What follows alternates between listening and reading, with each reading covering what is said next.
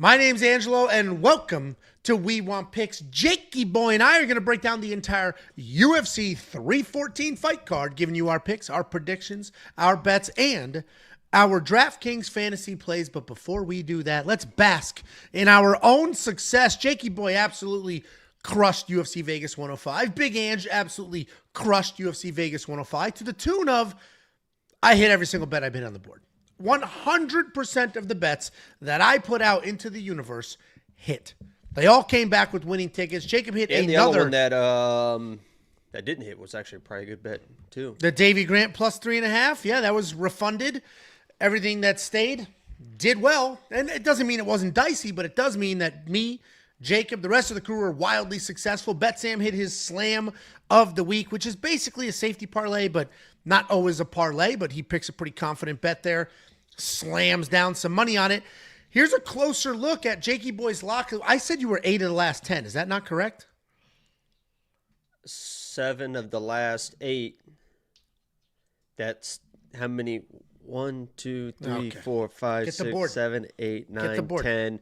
And how many W's are there? 1, 2, 3, 4, 5, 6, 7, 8. Looks like it's 8 of 10. You were doing something. You were like using a different... Whatever. Jacob's picking underdogs at 80% while the rest of you And I gave you, oh, look at that ROI. Ooh. 95% ROI. You hear that? No. That's the sound of my nipples getting hard. Okay. I gave you 3 underdogs in the last week. Pat Sabatini and, what's his name? Who? Reese McKee. Yeah, Reese McKee. I had a bet on Reese McKee. Overall, amazing night last week. And if you weren't a premium member, you didn't get the lock of the week the way I got it. Because it was plus 165 and close minus 150, something like that. So. Premium membership's only $10 for an entire month. You will unlock every single pick, every single bet, every single tool. UFC Mexico was a resounding success. UFC Vegas 105, a resounding success, and I am nothing but confident in UFC 314. You can check out every pick, bet, tool, and everything else we do right now on the website, wewantpicks.com. Oh, you hate this is actually a compliment. What is? Angelo, the sexiest overweight man with the best bets. I'll take it. There's a bunch of fucking fat slobs doing this shit. So if I'm the best looking one, I'll take it. I'll absolutely take it. You know what's funny? So I don't know if you watched the hot take with Josh. I saw you commented on it, but I think you just commented based off the subject line. But that's exactly what I did. I figured that's I figured that's what happened. But like, so obviously Josh and I have that best bad take show together, but we've been to the house, we've hung out in real life, and he keeps overestimating my height, which I love. Because he's like, what are you, 6'4"? It's like, all right, yeah, we'll go with that. Sure. We'll go with you might be taller than him, so it's in your best bet to get a picture. Really do yourself some good. Literally, I think I already told this, but literally the last time I was at the Apex, a guy recognized me, and the first thing he said was, wow, you're a lot bigger than I thought you'd be. Well, we've created a world. We've created a world where people think you're 5'6" and I'm 400 pounds just because of the riffing and the back and forth. No. One of us close to one of those numbers closer than the other person's close to that other number. Listen, somebody said the exact same thing when they came up to me at UFC 303. Oh, you're bigger than I thought. But he meant like yoked. That's what he meant. I could tell the look in his eyes. That's what he meant. Listen, the UFC Vegas 105 bets weren't the only thing that absolutely dominated this space. Our DraftKings ownership projections were the best in the business as well. And when I say best in the business, it's not us versus Joey Dickhead's Patreon. It's us versus the titans of industry. It's us versus Skotastic, Roto Grinders, all of those people. Awesemo, I'm pretty sure 2 of those are the same company. They have a giant staff of hundreds of people, millions of dollars in their budget, and they cannot produce better ownership projections than we can for freaking $10. WeWantPicks.com. Click Become a Member at the top. You're also going to get the brand new optimizer. And when I say this, I am saying it with 100% sincerity. We love this sport. This sport has changed my life because I was a diehard fan since day one. Same. And now I get to make a living talking about it. Okay, It's just, let's see. Here we go. Let's see if you were actually a fan, okay? Because I know the answer to this question. Who opened the card for UFC 3? Why would you know the answer to this question? Do you know it? Oh, I mean, I'm just going to default guess. Beating the Holy Screen. I've saw it, but I don't remember who opened the card for UFC 3. Go look it up. Okay, I will. UFC 3. The American Dream. Steve Jenham. And Harold Howard. Harold Howard is the dude that punched that nice Asian man in the dick about 17 times. So, looks like one of us is casual, one of us isn't.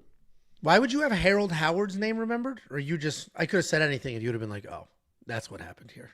Okay, I got played. I just real-time figured that out. I thought you literally convinced yourself that I actually said his name, and I was like, oh, shit, I really am going to get away with this. I thought you just heard some random fact, which is why you would have known. Like, I thought, whatever. No, I was just making shit up. Interestingly enough, you've seen the clip of Chan Sung Jung or whatever getting punched in the nuts over and over from a UFC back in the day? It was Harold Howard that lit that dude's testes up. Anyway, we have a brand new optimizer. And because we love this sport so much, we didn't just take your knowledge of the sport for granted. We said, you know what?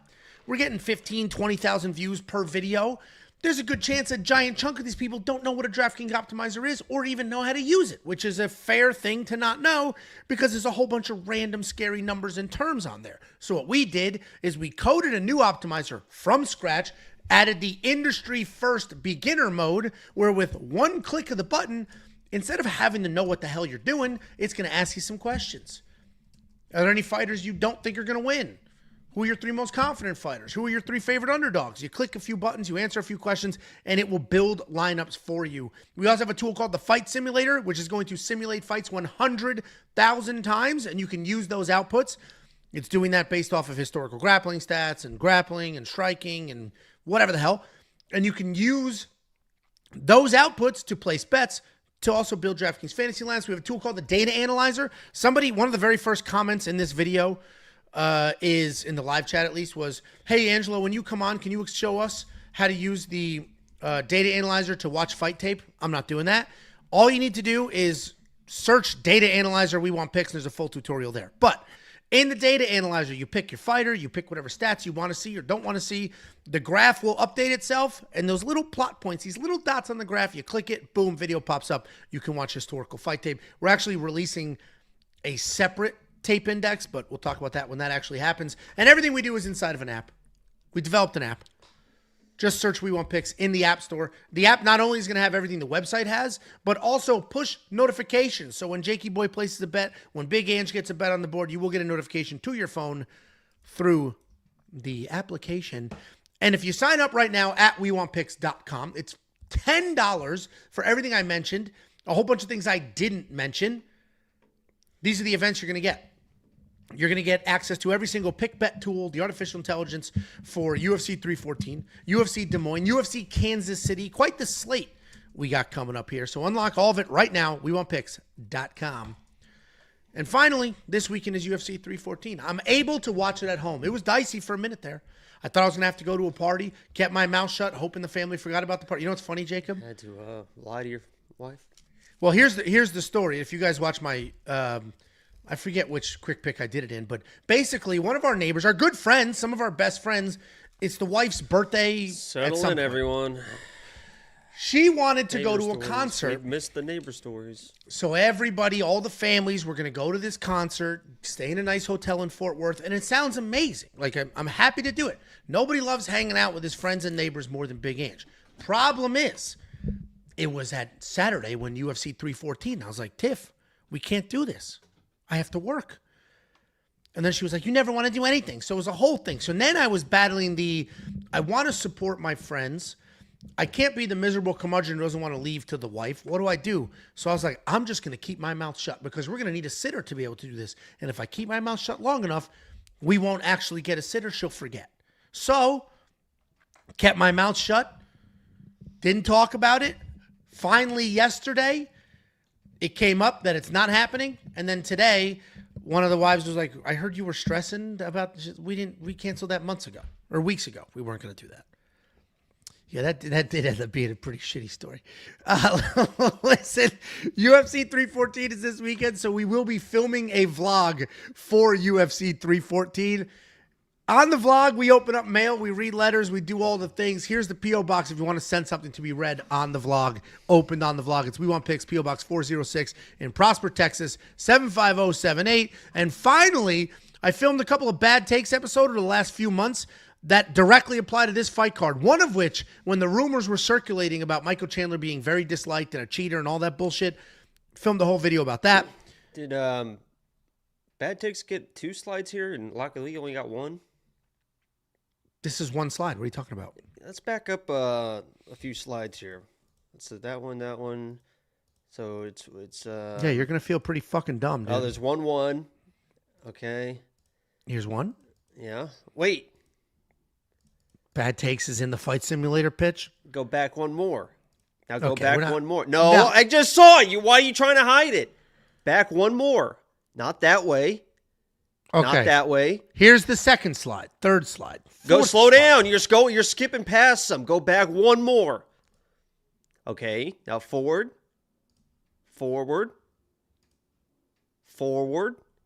I know what slide you think is here, but forward. It's not. The new content slide. It's not here. Forward. It's not here. Wait, go back 1 more? No. Wait. Okay. Oh, no. I'm done playing this game with you. You're like my child. Anyway, we filmed a couple of bad takes. One specifically about Michael Chandler. We filmed that one a little while ago. Another one about Volkanovski and can he really win this fight and win this belt. Check those out. It's a new show we added to the channel. And we do have a super chat before we break down these fights. $10 from Humble Reaper. Yuck. Hate these dudes. Ange seems out of breath already, but I cashed again with premium. So many good spots on this card. Pay close attention, and for goodness sake, sign up for premium. I never know what to do with this dude. Thanks for the premium plug, and the super chat. But I'd rather maybe not have the $10 if that meant not being called fat on the internet for 20,000 people to see. This is still on screen, huh? Opening up the UFC 314 fight card, we got Nora Cornolle taking on Hailey Cowan. Nora Cornolle, 8-2 in her career, 4-1 in her last 5. She's coming off that decision loss to Jacqueline Cavalcante. She's taking on the returning Hailey Cowan. Hailey Cowan, 7-3 in her career, 3-2 in her last 5, coming back after 2 full years away. And we've broken down Nora a few times because she's been very active in the last couple of years. She's a violent striker. She got decent power, good aggression.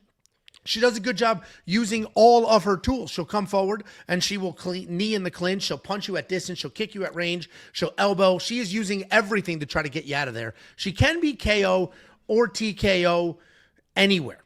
She's going to fight on top. She's going to fight against the cage. She will fight at range. She's a gamer, always striking with something. She doesn't really look to wrestle very often, but when on the ground, she does have some decent BJJ, and she will take risks trying to find submissions. She's coming off that decision loss to Jacqueline Cavalcante, where she was just way too hittable, was the problem. But she did win that first round and almost snuck out the second. She's taking on Hailey Cowan. Hailey Cowan is tall, long, she's athletic. She's not the most technical fighter in this division, but at this point in her career, with her athleticism, she is learning pretty quickly. She's got good, powerful striking, solid takedown defense, plenty of cardio. Her athleticism does carry her through fights. It makes up for any lack of technique. She's coming back after a 2-year layoff from when I did my deep dive. Did she have an injury? Was there a USADA suspension? It looked like it was just a random hodgepodge of injuries. Broke her leg, healed up, rolled her ankle, healed up. Hodgepodge? What the fuck was that? Have you never heard hodgepodge? No, I mean, you're acting like, oh, like it's just a random hodgepodge of injuries. Like, oh, she sprained her ankle, she did this, and you're like, she had a random hodgepodge of injuries, broke her leg. It's like, it's a fucking serious injury. Rolled her ankle was in the mix. Hodgepodge of just random injuries, broke her leg. Well, there was an ankle roll in the mix as well, but on paper, this should be Nora. Nora is the better actual fighter, but when you get somebody as physically large as Hailey, as athletic as Hailey, somebody that level, you could potentially expect some big improvements with a layoff like this. 2 years off is going to be hard. I don't know if she's going to look better. I don't know if she's going to look worse. If she looks exactly the same, this is a razor-thin fight. I do think Hailey could potentially be a decent underdog here, but Nora's going to have to be the pick. She's been more active. She's going to move forward. She's the better overall fighter, but Hailey is pretty big and pretty athletic, and sometimes that's all you need in these women's divisions. But Nora's going to be the pick. I went to go place a plus 3.5 on Hailey, which is betting the spread. That shit was like minus 320, so didn't do that. What do you think, Jakey boy? Yeah, I'm very pro Nora this week, and honestly, I've been kind of a Nora hater. I thought that Cavalcante was going to come in and just absolutely smoke her. But what I love about Nora that you're going to see in this fight is she's basically like a Jessica Andrade that's not quite on that level. The way that she just can come into the fights and bully girls and throw the big power, the powerful shots, and she's got decent technique behind it. One of the things I love about Nora the most is you can tell who's a dog and who's not a dog when they get taken down and when they're on their back and how do they react, right? If they're just pulling guard, right, and it's like, all right, you're not really a dog. But when you watch people this week, like a Darren Elkins, right, if he's on the back, he is not going to stop scrambling. You saw that last week with against Pedro, Victor Henry. Victor Henry, just when you don't accept those positions, good things happen. And Nora, one of her biggest weaknesses was she was getting taken down. She can't get taken down, but she just the reversals that she is willing to go for and try to hit to reverse those positions. I think she's an absolute dog. I think she's going to be all over Hailey early. And Hailey, 2 years away, when you're not already kind of a natural mixed martial artist, she was already kind of hittable and slowed down anyway. I like Nora, and I think she can even find a finish in this fight. Yeah, I mean, maybe I'm giving too much credit and credence to Hailey's athletic ability, but she is very athletic and big, and she was a former athlete before coming over to MMA, so I might be giving that. She fucking played soccer. Okay, so wow, great cardio, big ass, thick legs. Congrats on being able to just jog back and forth. That's all soccer players do. Congrats, she's an athlete. She was jogging. All right. Go tell Messi he's not an athlete. The funniest thing is I actually have my soccer jersey on right now. I'm just fucking disparaging the sport with a fucking soccer jersey on. Somebody's watching me like, what? I'm getting into soccer. The little one's good at it, doing pretty well, so now I give a shit. Wow, so you got an athlete on your hands, too. What? Oh, she's an athlete because she fucking... I bet they don't even jog. They just probably walk around. No, it's full sprint. How many There's no jog. It's dandelions literally everything. How many fucking dandelions has she picked this year? At 6 years old, it is a sprint in every direction every time. There is no knowing when to wait and when not. Actually, here's a little controversy for you. How many times she fucking cried this year? On the pitch. Last year, a couple times. This year, none. She grew out of it. Swear to God. She's like the leading scorer. She's really killing it. And we had a little controversy in our last game. This weekend, games were canceled. Weekend before, the other team used the goalie. You can't use a goalie. You can't use a goalie in 6-year-old soccer, and they use the goalie, okay? So it was a real problem. And the moms are the ones that got all agitated and spoke up about it. Said, get that kid out of the goal. No goalies allowed. All right, fine. Anyway, $8,600 in DraftKings Fantasy for Nora. If you're on Jacob's side and you think she could potentially find a finish, then that makes sense. Hailey Cowan, $7,600. I'm going to full fade both of them. I don't think there's going to be a lot of scoring here. I think it's just kind of a back and forth, a little sloppy, honestly. Somebody in the comment section said, could this be a slug fight? There's potential for a slug fight for sure. I don't think there's enough grappling to score well. I don't think the striking is going to matter that much. I think it's just sloppy, and the winner's going to score 60, 70 points. If you do want to check out what the artificial intelligence, what's your problem? No, man, it's cool. I don't know what your deal is tonight. I'm like in a great mood. It's a great week. I'm in a good mood. Just got the like by Diego. I didn't even tag him in that one. He must have just seen it on Twitter. That's called X, but if you want to see what the artificial intelligence has to say about this fight, go to WeWantPicks.com, click Become a Member. It's freaking $10. You'll get 5 things. I'm going to say things, 4 people and 1 AI worth of picks. You get bets from everybody, tools, and everything else. WeWantPicks.com. Next up. Whoa! We got a $20 super chat. $20 from, I've learned, I was about to say Mishaken, but I know it's Misha and Ken. With Cowie, Torres, Costa, Brady by finish picks, and a month of Jakey's Lock of the Week. I'm up over 10 units this month. When I win, you win. Thank you for the super chat, Misha and Ken. We appreciate you. Thank you so much. Thank you. Next up, Next up, at UFC 314, we have Tresean Gore taking on Marco Tulio. Tresean Gore 5-2 in his young career, 3-2 in his last 5. He is on back-to-back wins. He's taking on Marco Tulio. Marco Tulio is 13-1 in his career, 5-0 in his last 5. He's riding that 9-fight win streak. Tresean Gore, the tale of two fighters. At times, he's a heavy-handed come-forward wrestler. At other times, he's just kind of hanging out, not shooting. He was in a bit of a slump for his first couple of UFC fights because he was not wrestling. He was a little gun-shy in the feet, but he seems to have turned that corner. His back-to-back wins, he worked in some wrestling. Did you hear his interview talking about the Brundage fight? No. I think he got it short notice. He had to lose like 30 pounds in like a week. So I guess for fight week, he just didn't eat like Monday, Tuesday, or Wednesday. And then they cut the weight, and he made weight. I don't know if he missed weight but he made weight enough to fight. They did tests on him and immediately were like, yeah, we got to give you IVs or you might fucking die. So he got like 2 bags of IVs when you're obviously not supposed to have IVs or whatever, but he was like in such a bad strait that he had to do it. Showed up for the fight. Didn't know anything about Cody. This is what he says about everything. Didn't know anything about Cody. Went in. I guess 2 of his coaches were cornering other people. So he didn't even have a corner. So he was just winging it in there. He said, so I was just going to blast some leg kicks and just see what happened or something. And then he got knocked out. Well, and pretty wild. In my, that is wild if that's all, which I imagine it is true. But the IV thing will get you suspended. You can't get an IV for any reason. They did it. Yeah, that's what's crazy. You can't do it for any reason. Well, I guess there's no USADA anymore. So they can kind of make whatever rules they want now. Well, that was 3 years ago, so nice try on that. 4 years ago? I don't know. Well, then you can't. Well, whatever. I don't know the ins and the outs, but that seems a little suspicious.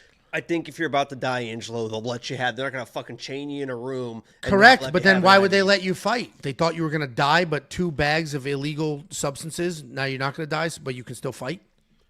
That's exactly, yeah. There you go. Fixes a problem. Seems a little suspicious. But anyway, bags or no bags, losing to Cody Brundage in the first couple minutes of the fight is kind of something that could happen, right? First couple minutes of that fight, Cody Brundage is dangerous as hell at all times. And the beginning of his UFC career, a little slow, wasn't really taking the wrestling very seriously, just kind of hanging out, striking a little bit. Now that he's gone back to the wrestling roots, he's making some things happen. 2 wins in a row, the latest, a finish win over Antonio Tricoli. And that win was so good that Mackenzie Dern dumped his ass. Said, I can't. Look what just happened to this guy. I'm out of here. That was embarrassing. Speaking of girlfriends of fighters, we have Norma Dumont's boyfriend, Marco Tulio. And he's a good striker, a solid grappler. His striking is diverse. He's got plenty of power. His volume is solid. It's not overwhelming, though. He will take his time. He'll find his spots. He'll fight at distance. He has no problem with leg kicks. He has very good grappling as well, where he can get the fight to the ground and either ground and pound or look for a submission. He's coming off that finish win over Ihor Peteria at UFC Vegas 101. Jakey boy and I were there. Hey, you have the picture? Show the picture, Jacob. Show the picture of what? I don't listen to you. Of Marco Tulio's corner. Are you some sort of pervert or something? Okay. Yeah. No, fuck it. Don't do it. Tresean Gore. What's in the picture, Angelo? Let us know. Perv? You took it. I'm the perv. You took it. You took the picture. You zoomed in and took a picture on your phone. You took of it. What? Say it, you dirty bitch. Say it. Of Marco Tulio's corner. What's in the picture? Say it, you slut. Say it. His corner woman. What about her? Get out of that dirty mouth. She was there supporting her man. I want to see you say it with your dirty mouth. Her fat ass. Her big fat ass was in that picture. And you took it on your phone. I'll get the picture now. And she saw you taking it. Well, I don't know. Anyway, I'm a big fan of Norma. I bet you are. And the funny part is, somebody in Discord was like, Angelo, how could you make jokes about Norma's butt? It's like, dude, DC says it. Laura Sanko says it. It's literally a topic in everything that happens with her. This isn't just some weird nonsense. They all talk about it. And somebody was like, she got cheated on, right? It's like, okay. The fuck does that have to do with anything? Anyway, Tresean Gore's got a little bit of hype behind him. 2 wins in a row. And now he's back in that win column. And it's a little tricky because I do think he loses here. I think Marco is the better fighter literally everywhere, and I think he gets it done. But if all of a sudden Tresean's coming out back to those wrestling roots, shooting big takedowns, grinding, in great shape. He could make this a little tricky. Marco's a big-time favorite here, but I got to go with him. He's somebody that, as the week has gone on, I've gotten more and more confident in. I started with like, I don't know, Tresean can be good. But the reality is, Marco's got 3 wins in the UFC universe, and now he's going to have 4. Have you found the picture, and what do you think about this fight? Yeah, I found a... So you just wanted me to show the last time that you... So here's some... Here, I'll scroll through. So here's some of the pictures from Marco Tulio's last fight. Let's see if we get him. Because I was actually anti Marco Tulio in that fight. I was actually at the card, so that's what Angelo's talking about. And I liked Ihor Pretoria going into this fight because I was like, I'm not really sure if Marco... I know he's got the power and he's a finisher type guy, but I don't know if he's got the technique and the speed of Ihor. He's a hittable guy, but he's a really good, fast, technical boxer. So here is... hold on a second. So I can do this and just kind of scroll like this. We're going this way with it. Yeah, so here's like Ihor, right? And then there's Ihor getting ready to walk out. I'm trying to see the other fights. Where's the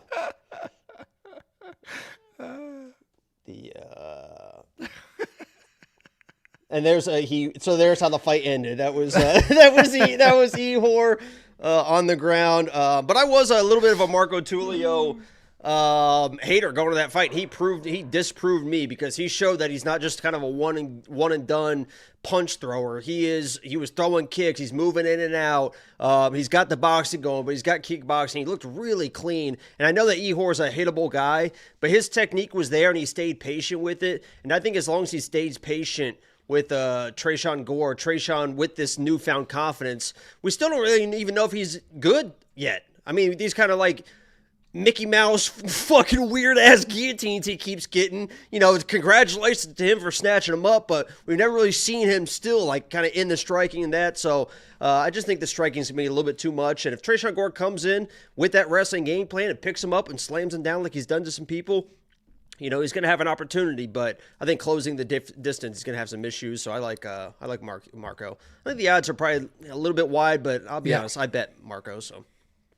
Yeah, I mean, it should be fine. Tresean's interesting because his losses are better than his wins. Like, he's got 2 wins, great, but they're not over anybody spectacular. The losses are credible. Oh, you lost early to Cody Brundage when he's, like, the most dangerous? Fine.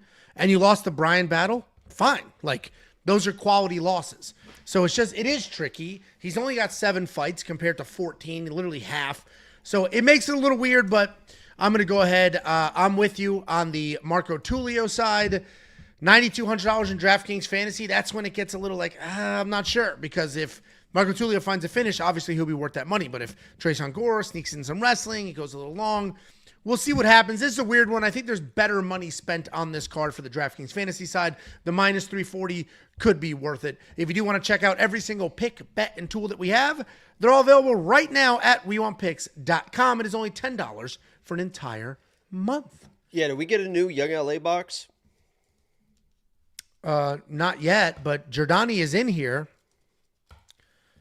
And Giordani said, Giordani's the young LA guy. The guy who hooked us up. I just fucking realized what that said. Angelo, send me another dick pic. I didn't see that one. I just saw him asking if we got the new care package or whatever. So when you posted that one, I didn't even know he wrote that. So that was a surprise to me. Well, where this is coming from is he texted me Saturday like, yo, send the pics. But the way he wrote it, it said dicks. And honestly, I think he was like testing me. I think he wanted to see like, is he going to send it? Let's see. Is he going to send it? So I sent it. I said, fuck it. And I sent it. Like sometimes like if your boy's sleeping over, you just go over, you make out with him while you're sleeping. And then if he wakes up and he's like, dude, what the fuck? It's like, I was sleepwalking. Yeah, right? yeah. But I thought you were drowning. It was a dream. Yeah. But if he's like, dude, it's like, now it's go time.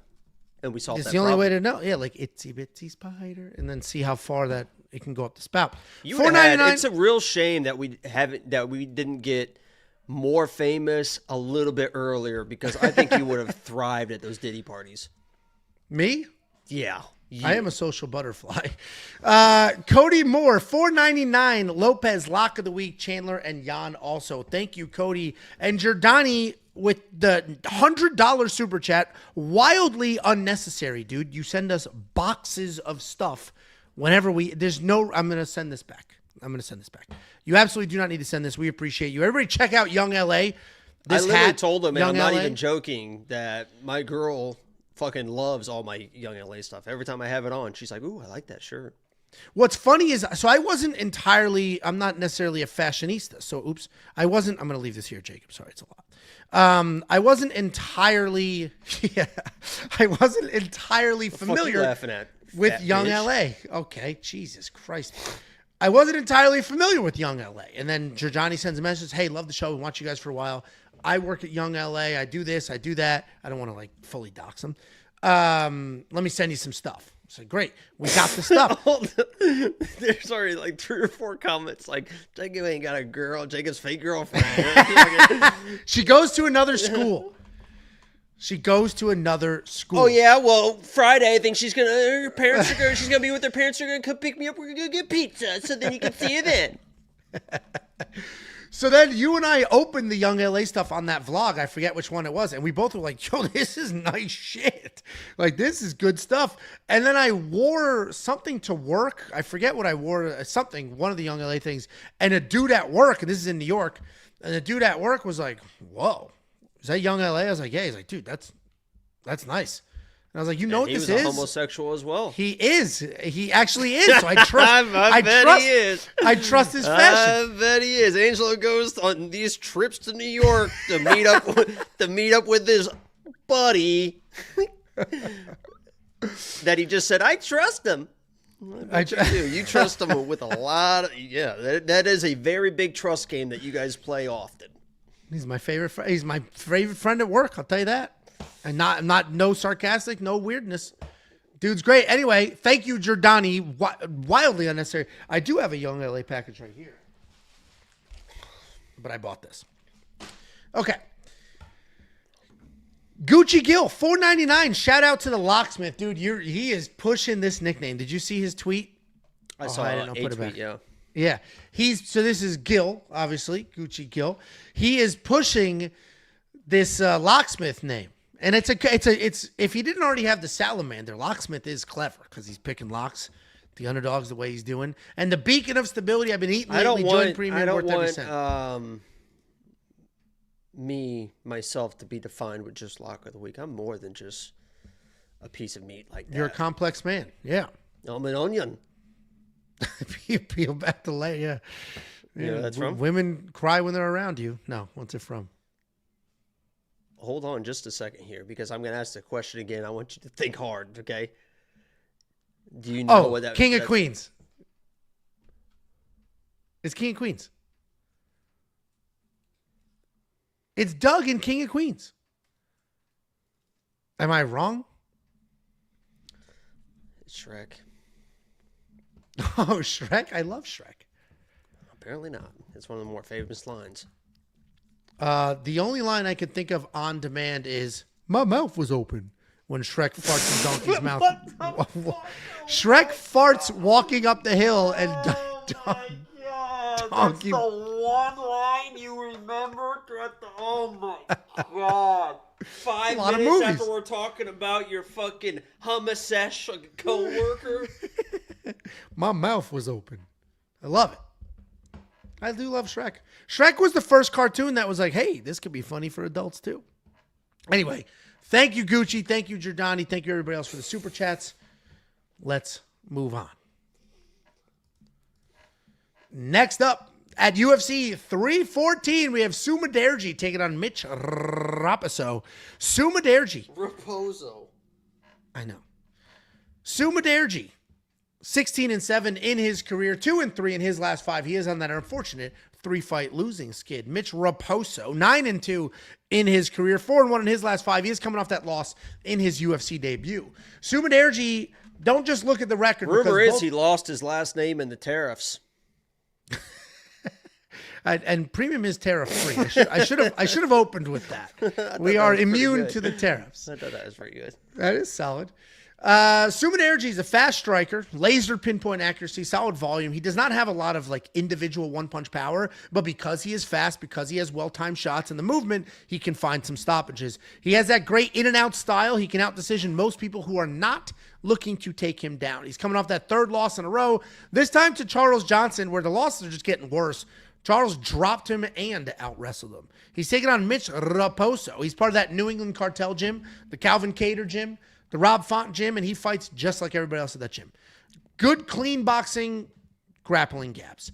Mitch is definitely a prospect. You dumb bitch, dude. He's a fantastic wrestler. Okay. He's only 26 years old. He picked up Andre Lima and slammed him down. I get it. Wait, don't disrespect Mitch. Yeah, I'll try not to. I'm picking him here. Spoiler alert. I'm picking him. He's a prospect. He's only 26 years old. He's been training since middle school. He's had a few cracks at UFC success, and he hasn't found it just yet. He lost in The Ultimate Fighter. He had a short notice loss in the Contender Series. He lost, that was to Jake Hadley, so that's a quality loss. And most recently, a close loss to Andre Lima, but he is young. PFL Jake Hadley? PFL Jake Hadley. Clean striking. He is very comfortable inside the cage. Both of these guys are better than their losses. You're going to look at 3 in a row for Sue and be like, this guy sucks. You're going to see Mitch hasn't won the UFC. They are both better than those losses. They're actually pretty good fighters. This is a pretty competitive matchup. I'm going to go with Mitch here. I think he can get it done. He is relatively unproven. He has not had a win at this level just yet, but I think the striking is good. The problem is he does get hit a lot because he keeps his hands low, but he's got a good enough chin. The offensive striking will be there. I think Sue has a couple of, if he can't hang out at distance and be super fast, if Mitch just stays in his face, Mitch could have success here. So I'm going to pick Mitch.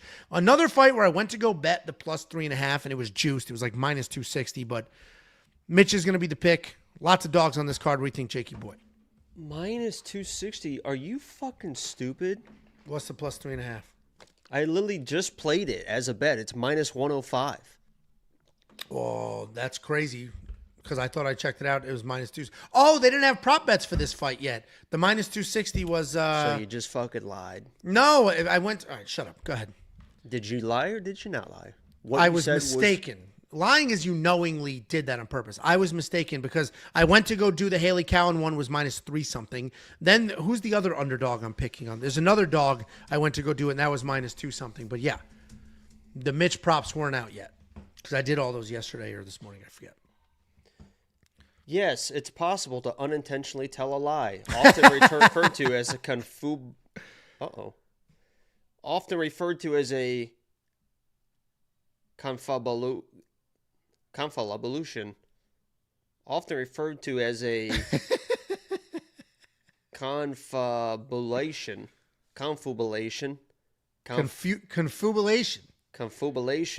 or honest lying, where a person believes the statement to be true, even if it's not. Well, I was mistaken. Okay, You're all right. A fucking liar. Who do you think wins this fight? Liar. Get it going, chat. No, listen, I'm a big fan of Mitch Raposo, his UFC debut against Andre Lima. I understood how good Andre Lima was at that point, but Mitch Raposo was my lock of the week because I said he's got the wrestling to go with the boxing, and his boxing is very clean boxing. If you guys have never watched him fight, he basically looks like Adrian Yanez when he's boxing. They're like bouncy, in and out. When he throws combinations, they're very, very fast. He's got good defense as well. So much so that when I was breaking down his film before his last fight, I literally messaged Adrian and I was like, have you ever worked with this kid? Because he literally is like a fucking clone. So he's a really, really sharp boxer. He has takedowns as well, decent grappling. And in this fight, he's probably going to go back to the wrestling a little bit more because that's what I thought he was going to do with Andre Lima. He got the easy takedown, didn't get a lot of control, but the takedown was so easy, and then he just didn't go back to it. It was very, very weird. He was kind of frozen in there. You could see in the striking, but Andre Lima is a crazy, dangerous counter striker, sits on stuff really, really heavy, and was just beating the fuck out of Mitch Raposo's lead calf as well. So he showed his toughness in that fight. You're going to see a split decision. That was a pretty wild split decision. I had that lock of the week, and I thought he lost pretty clearly, except for that takedown made that round a little bit close. But I was listening to that when they said it was a split decision. I remember being outside of your house, being like, "Oh my god, am I about to get the wildest fucking lock of the week win of all time?" Wasn't a split decision. So I definitely respect the kid, but until I see him kind of put it together in the UFC without that kind of mental block it seemed like he had, I'm going to stay away from him because I know Sumudaerji he's a tough dude. He was actually out scrambling Charles Johnson at times, and he keeps that length pretty well. So if Mitch comes in, steals a round or steals the fight, I'll be rooting for him. I'm not crazy surprised. As I said, I got money on him. But as a pick, I've seen Sumudaerji in there being active, throwing shots, good power. He's kind of cleaned up the wrestling a little bit as well. So I'm going Sumudaerji, but I got money on the Mitch side. I'll be rooting for Mitch. I just placed that bet right now. I got it at minus 105 to your point. So I just placed it. Oh, well, just fucking lost. No, that's fine. It's fine. I've been saying it for 4 days. I said it in my quick pick video, plus 3.5, and I was waiting for it. Crazy. It came down from minus 260. It did move. It came down from minus 115. Isn't that crazy? Fucking bum. $7,300 in DraftKings Fantasy, $8,900 in DraftKings Fantasy. I'll tell you what, I'm not going to spend that $8,900. I don't think Sue's going to be able to finish Mitch, and I don't think Sue's going to be able to cover that salary. He's definitely not going to wrestle. So he's either going to have to knock him out or shoot a shit ton of takedowns. He's not going to do that. So if you do want to check out all the picks, all the bets. Honestly, Mitch better be careful if he is going to wrestle because Sumudaerji showed some really good front choke defense against Charles. He had Charles in some tight spots, those long limbs, the Dars, the Anacondas, that stuff. So Mitch better be on his P's and Q's when he's shooting these takedowns. I think he's going to stay in his face and just be busy as shit. I mean, that's why you never shot a takedown at me. Let's do a live takedown competition. Let's do that. We literally had a chance to grapple. And you didn't shoot one takedown. You got thrown up against the wall Scared and then put on the ground mind. and submitted 3 times. Scared out of your fucking mind. You left your mind off the mats. You were so scared to shoot a takedown. It was out of your mind. You were out of your mind. There's footage of me taking you down. What are you talking about? You didn't shoot one takedown. It takes anybody 2 seconds to search We Want Picks the fight and see me. You didn't shoot one takedown. I shot a takedown and you reversed some positions. You didn't shoot a takedown. Oh, okay.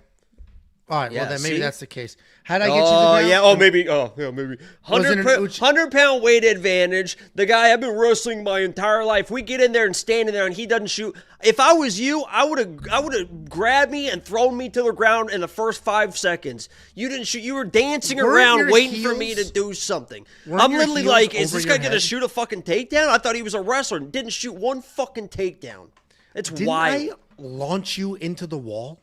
You waited for me to do everything. Okay. Heels over your head. Anybody can go watch it. I shot every single takedown. Did I get reversed because I've never done anything like that in my life? Yeah, congratulations, Angelo. 100-pound weight advantage. He fucking hip tosses me into the fucking wall. Unreal. Wow, nice job. Because if you shot one fucking takedown, you wouldn't be alive today. Because I don't give a fuck if you were tapping. I don't care how hard they were pulling. I'm holding on to that fucking choke. I'm going to hear you fucking gargle. And guess what, Angelo? What? You're a pussy. I think there's only one way to settle this, and it's to run it back live. That's it. That's the only option. Wish we could. Why can't we? It just seems like there's a lot of technical stuff involved. I don't think we're up to. I don't think we can pull off something like that. I think we'll sort out the technical stuff. So, AI and I don't know. Jacob and I will do it live. Let's make sure he picks a date, and we'll do whatever he wants, whatever the rules he wants. We'll fight. We'll do all the things, whatever he wants. Not a problem. Tell you what. Next time, Peak Fighting, I will talk to Peak Fighting, to Johnny at Peak Fighting, and see if we can get like a grappling super fight. And we'll just do it in the cage. Or a fist fight. Whatever the fuck you want. In their cage, we will fist fight. If there were no walls, you would never take me down. Okay. Then let's do it in the cage, and you can't use the cage. Whatever rules you want, Jakey boy. You put me and you in an open field, you're not touching me, buddy. I bet not. Okay. $4.99 super chat from Ricky Mad. He said, "Thank you, Dan. We appreciate you, Ricky." Don't do it. Don't do any of it. No, I'm not doing it. I'm not doing it. Thanks for the $2 though. Nick. Yeah, we appreciate it. Keep trying. Hey, keep trying. Maybe if you up it, you'll trick me. Next up, at UFC 314, we have SD Dumas taking on Michal Oleksiejczuk. SD Dumas, 10-2 in his career, 3-2 in his last 5. He's coming off that sloppy win over Dennis Tulio. Michal Oleksiejczuk, 19-9 in his career, 1-4 in his last 5. He is on a 3-fight skid, and he is still somehow the 2-1 favorite. And it makes some sense because if you look over at the SD Dumas side, you'll see he was a street fighter. That's how he started his career. He decided to learn actual techniques and do it the right way, and he's been doing that for a couple of years now. Despite the origins of a fighter on the streets, he doesn't just brawl. He comes out here, tries to keep it technical. He tries to work in various techniques. He has some actual techniques, like he'll keep the striking tight. He will shoot takedowns. The problem is with the takedowns is he literally doesn't know what to do. If he gets you to the ground, he will have to look at his corner. He doesn't know what to do, where to go, or how to act. He's got a solid chin. If things get tough, he will land that chin. He's coming off that decision win over Dennis Tulio, where he went all in on the wrestling, but it was clear he just literally did not want to. We love Dennis Tulio. Why? He kicked off that 10-fight lock streak. He was number 10 of 10 in a row. The last one. Who blew it for you? Well, we already got payback because Deani Belbita's boyfriend, Cameron Van Camp, is the one that fucking... Oh, yeah. Because it was Nicholas Mata that knocked him out. And when Nicholas Mata was my lock of the week, I became like... I just talked to Nicholas Mata every once in a while about fights and stuff like that. And I told him that he was the one that broke my 10 lock of the week streak, and he thought it was the funniest shit in the world. Yeah. SD is fighting Michal Oleksiejczuk. He's a good striker. He's got fast hands, a ton of pressure early. He's got power as well. His 7 UFC wins, 6 of them are by knockout. And while he is dangerous on the feet, he does have some grappling holes, and he can fade as the fight goes on. He's coming off that decision loss to Pimblett, where he actually looked to offensively wrestle against the cage. And listen, I am not an SD Dumas fan. I don't think he's very good, but he is tough. He does have a chin on him, and I think this fight's going to go a lot longer than a lot of people think, and I think SD's a decent underdog. I am still going to pick Michal because he is light years ahead in the striking. He's just a much better striker. Cleaner, faster, more technical, everything about it. Now, if SD comes blindly rushing forward looking to get Michal against the cage, I still think Michal should be able to defend some of those takedowns because if you look at his losses, yes, he's 1-4 in his last 5, but okay, Kevin Holland. Okay, Michelle Pajeda. Okay, Shara Bullet. Like, those are quality losses against people that would all smoke SD. I am going to pick Michal here. These odds are crazy. This should be much closer to a pick'em because SD does have a chin on him, and it's not nuts that he weathers a storm and makes this just some sloppy roll-around mess like his last fight that he squeaked out. Michal's going to be the pick, but I'm staying far, far away from this. What do you think, Jakey boy?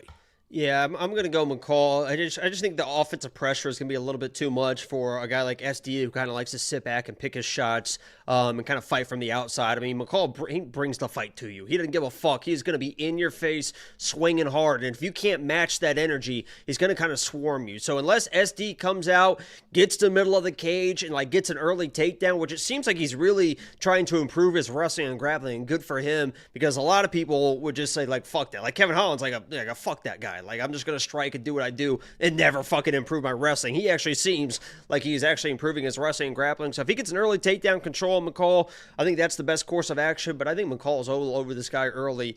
And when Michal's get you backing up and your hands up and stuff, he will work around that guard and he will fucking hurt you. So I'm going Michal. Yeah, listen, we're both on the same side here. Neither one of us are loving SD Dumas. Everybody's talking about he's at Fighting Nerds. He's at Fighting Nerds. Who's at Fighting Nerds? Which one of them? Me, bitch. I hate when a gym gets good and then anybody who even looks in the direction of that gym is suddenly supposed to be amazing. Remember when Hamzat was the biggest thing? This kid trained with Hamzat. What happened to Darren Till after training with Hamzat? Like, the gym doesn't make And your boy. Who? Guram. Oh, yeah. Yeah. Yeah. Dude, that dude came out. Yeah. What kind of reaction was that, dude? What the because fuck? he came out not only... Oh, yeah. Oh, sorry for the excitement. Sorry for the excitement. Yeah. Wow. Yeah. Grow. Not only did he come out with Hamzat, he came out with Ilya. And he still got fucking smoked. And Ilya's brother. And Ilya's brother. So, Just training with good people doesn't make you good. That's not how that works. If you're already good, you could certainly improve at a better rate training with very good people, but you don't just show up around greatness and then get great. That's not how that goes. Well, okay.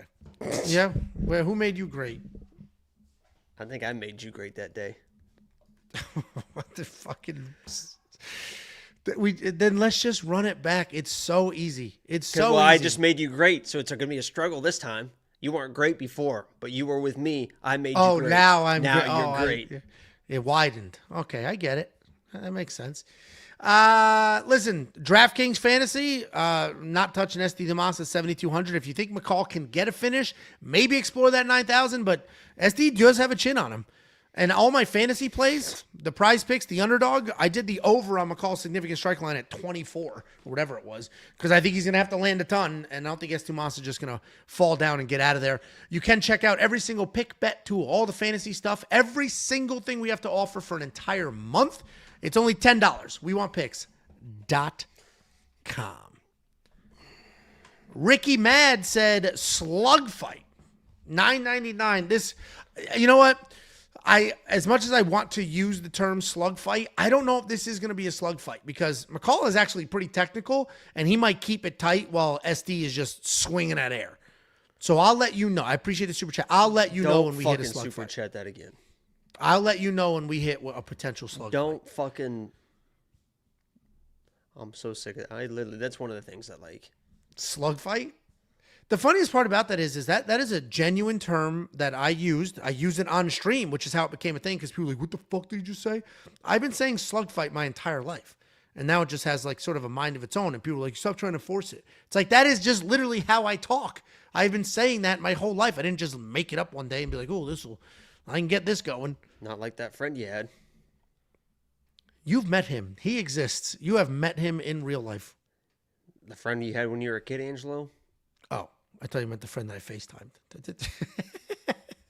I did text him. I said, dude, what the fuck? And then he was like... I have never met him. You met Torrance? 100%. At Paseo. 1,000%. Yes. I have never seen you around a person of color. I'm not going down this hole because it's stupid. It does nothing of any benefit whatsoever, but that's bullshit. And you know it. Anyway. Next up, at UFC 314, we have Darren Elkins taking on Julian Erosa.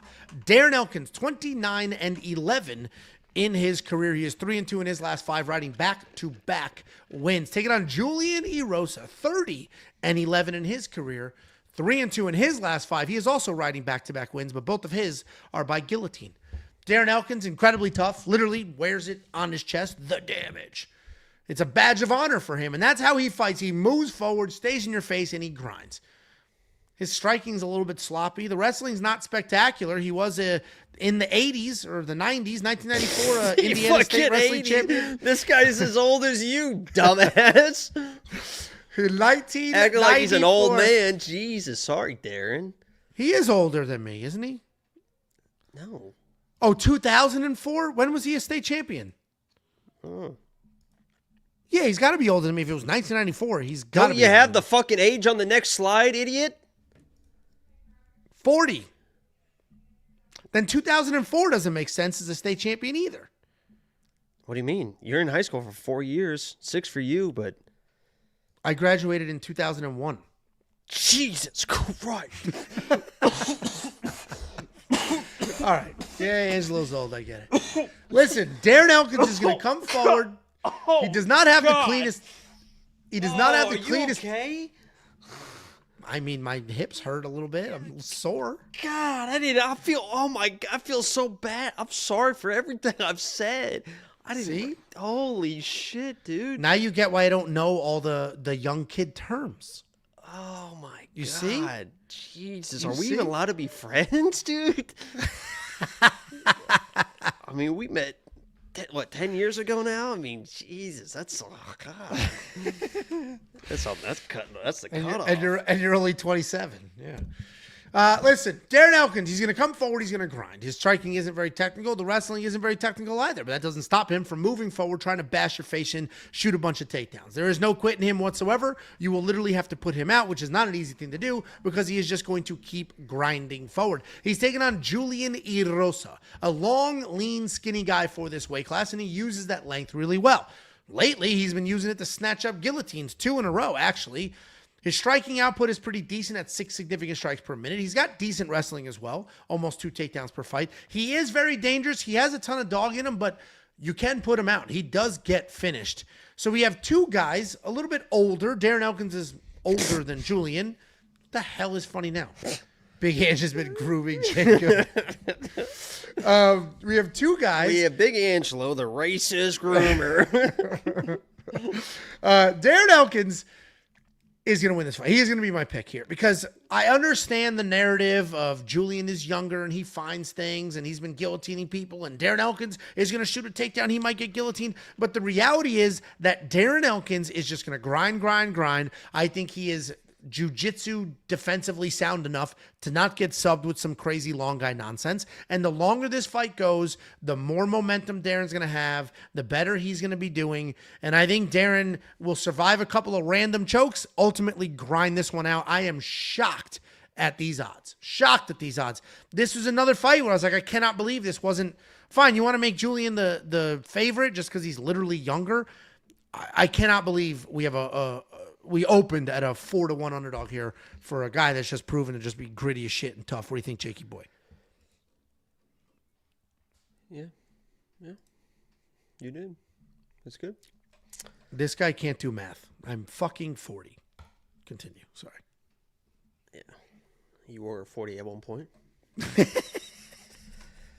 Obviously I'm going to be on my boy Darren here. He is a former lock of the week, came through his lock of the week. I sat there front row and watched him win that fight, and it went exactly how I thought it was going to go, and it could be exactly how this fight goes, and that is Darren is eventually going to shoot a takedown. Julian Erosa is going to try to pull guillotine. He's got 2 guillotines. Darren basically gives up his neck to get these takedowns because he says, I love when people go for guillotines. I don't give a shit. They're not going to get the guillotine, and I'm going to end up on top. And I think the same thing probably happens here. Julian is probably going to try to get that slick guillotine, and you just watch. I said in that Darren Elkins fight, if Daniel Pineda doesn't get the first one, which Daniel Pineda is really good with his submissions as well, as if he doesn't get the first one, Darren is going to wear him down. If you don't get the first one, you're definitely not going to get the second one or the third one or the fourth one. He almost got that first one, but Darren just never. I told you guys when I was breaking down the Nora fight. You guys, you know who a fucking dog is how do they react when they're in the bottom position or in scrambles. Do they ever settle for anything? Darren Elkins doesn't settle for fucking anything. He is hard to put down out on the feet, especially for a guy like Julian Erosa. Darren's going to come in. He's going to shoot those takedowns. There's going to be some scrambles. And even at 40 years old, I'm going to trust Darren Elkins to work through and win a few of those scrambles and be able to pull out this decision win or get a submission on his own, but probably just a close decision win. But, I mean, this guy is the definition of grit, toughness, and it would be awesome for him in front of this big crowd to put on a show, and both these guys, honestly, to win $50K for fight of the night, because with these scrambles, this could be, because Julian's a tough dude as well, so this could randomly be like a fight of the night. I hope it is. Hope they get their $50K. I'm going with Darren, and I got a bet on him. Yeah. We're in the same boat. I have a bet on Darren as well. Not quite the ballsy bet that Jakey boy has, but I do have a bet on him. He's an Indian. We're in the animals. There you go. She's an Indian animal. He's an Indian animal. Okay. Jakey boy and I both on the dog here. This does seem like a dog-heavy card. $6,900 in DraftKings Fantasy. Yes, please.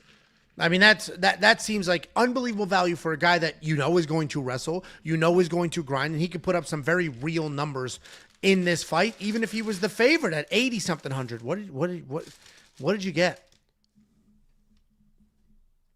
What's the food situation? Because I've been jealous of those fries. Fries? I don't put toxins into my body. Those were veggie straws. Those were protein straws I make homemade. Oh, crunchy ass cookie. Ugh, cookies should not sound like that. No. Man, those are gross. Those cookies suck. We're both on the Elkins side. My grandmother made those. She's been dead. WeWantPicks.com. Click become a member. At the top, it is only $10 for an entire month's worth of access. That access will get you not only UFC 314, but UFC Des Moines, UFC Kansas City, and a whole bunch of spectacular fight cards. $10 a month. WeWantPicks.com. Here's my favorite comment from this last segment. Somebody said, someone's 11 has to go, which is a pretty funny comment. Good job, Will. Thanks for being clever. Appreciate you. Next up, at UFC 314, we have Chase Hooper taking on Jimothy Miller. Jim Miller, 36-18 in his career, 3-2 in his last 5. He is coming off that underdog win over Damon Jackson. He's taking on Chase Hooper, 15-3 in his career, 4-1 in his last 5. He is riding that 4-fight win streak. Chase Hooper, very slick grappler at this point. His takedowns are improving. The striking is improving. And it wasn't long ago that his takedowns just didn't exist, and neither did the striking. And then he got the shit kicked out of him by Steve Garcia. And all of a sudden, he went from a boy that it was like, oh, it's so funny to just like goof around. He got the shit kicked out of him. And ever since that fight, he's been putting it together. He's been improving rapidly, and literally is like, he'll still do the like, oh, I'm like funny and nerdy. But for the most part, he's full grown now. You hear the Chase rumor? What? You didn't hear the rumor about Chase Hooper? No. Rumor on the street is, and I don't know if this is true or not, but this is what I've been hearing, right? I don't know what you're laughing for. I can't wait for this very true rumor. That's just what I've heard. Yeah. Sounds like he's been growing some chest hair lately. That's just what I've heard on the message boards. I don't know if it's true, but the word on the street is he's got some chest hair coming in. If he has chest hair, I would be all in. I would just, my entire life savings, boom, full grown man. We're good now. You kind of are all in. The transition is done. We're there. Listen, Chase Hooper improving at an incredible rate. We've seen those improvements in his last couple of fights. He just absolutely destroyed Clay Guida, and while that isn't like the greatest win of all time. And that's why Chase Hooper needs the Lawnmower 2.0. I think they're on 4 or 5.0, honestly. Oh. But I have a 2.0, and that was like 4 years ago. Oh, God. It works. Just grinding the same blade for... Jesus, and you're Italian, too. I'm not hairy. Smooth. Anyway, Chase Hooper beat one old man just to go ahead and fight another one. Jim Miller is 41 years old, and he has the records to prove it. He has the most amount of fights and wins in UFC history. He's the only person to ever fight on UFC 100, 200, and 300. And by now, you know who he is as a fighter. He's going to come forward. The striking's pretty technical. It's a little stiff, but it's technical. He's got decent takedowns. He's got good jiu-jitsu. He's a black belt, and he's been a black belt for 20-something years. So overall, Jim Miller has an enormous amount of experience, literally more than anybody else in the UFC, and he's got some skills to back it up. He continues to go into the octagon and defy the odds because he's old as shit, and he continues to do well. He's coming off that submission win over Damon Jackson, where he definitely was a step behind on the striking, but then he jumped a perfect Dustin Poirier is jealous guillotine.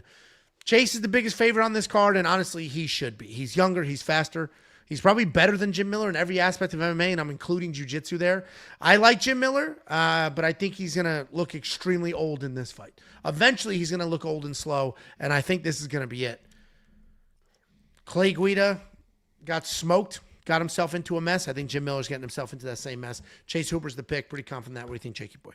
Yeah, you're not gonna out scramble Chase Hooper. I think eventually there's a scramble, and then Chase is gonna win it.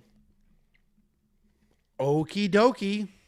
It's pretty simple. I mean, he's a fucking minus 1,000 favorite. It's pretty simple. There's probably gonna be a scramble, and he's definitely better at that. So I don't even know if they'll be grappling. I think Chase is a much better striker too.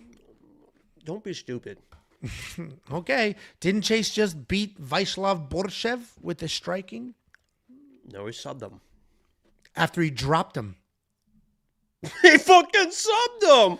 After he dropped him, I would say he beat him with the striking. Sure, he got a submission, but he dropped him. The dude was almost unconscious. Then he squozed the neck. Anyway, $6,600 in DraftKings Fantasy for Jim Miller. I genuinely don't see the value. When you can go ahead and you can get Darren Elkins at 6, whatever the hell his salary was, that makes sense. Darren Elkins has some juice left. Darren Elkins is fighting somebody around his skill set. Jim Miller's sort of punching up, and that's just what happens to this sport. You get old, you slow down a little bit, and the young buck starts to take over. Pretty simple.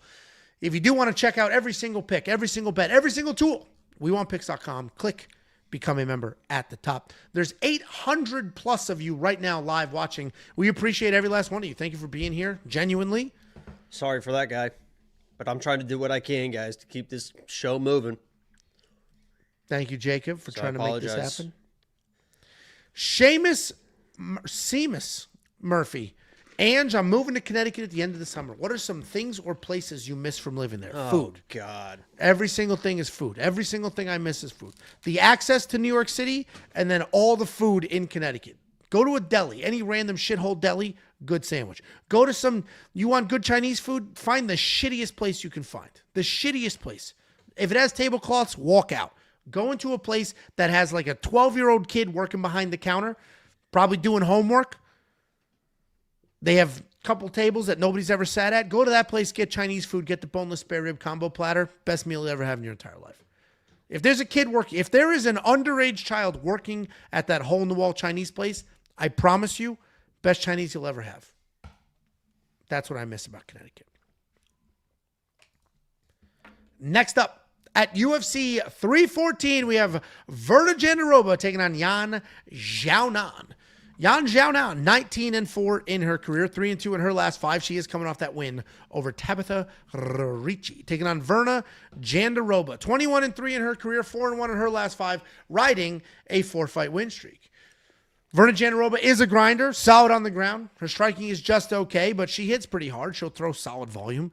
She doesn't have much head movement, and she kind of tells that story with the stats. You'll see that she has a negative striking differential. There's no secrets whatsoever to her game plan. You might be confused about what direction she's looking in, but you're not going to be confused about what she's trying to do in that octagon. She's going to come forward, shoot a takedown, and try to grind you to the ground. She's quickly becoming a title contender. She is 7-3 in the UFC, and she's coming off that dominant win over Amanda Lemos. She's taking on Xiaonan. Very good boxer, well-timed strikes, good clean technique.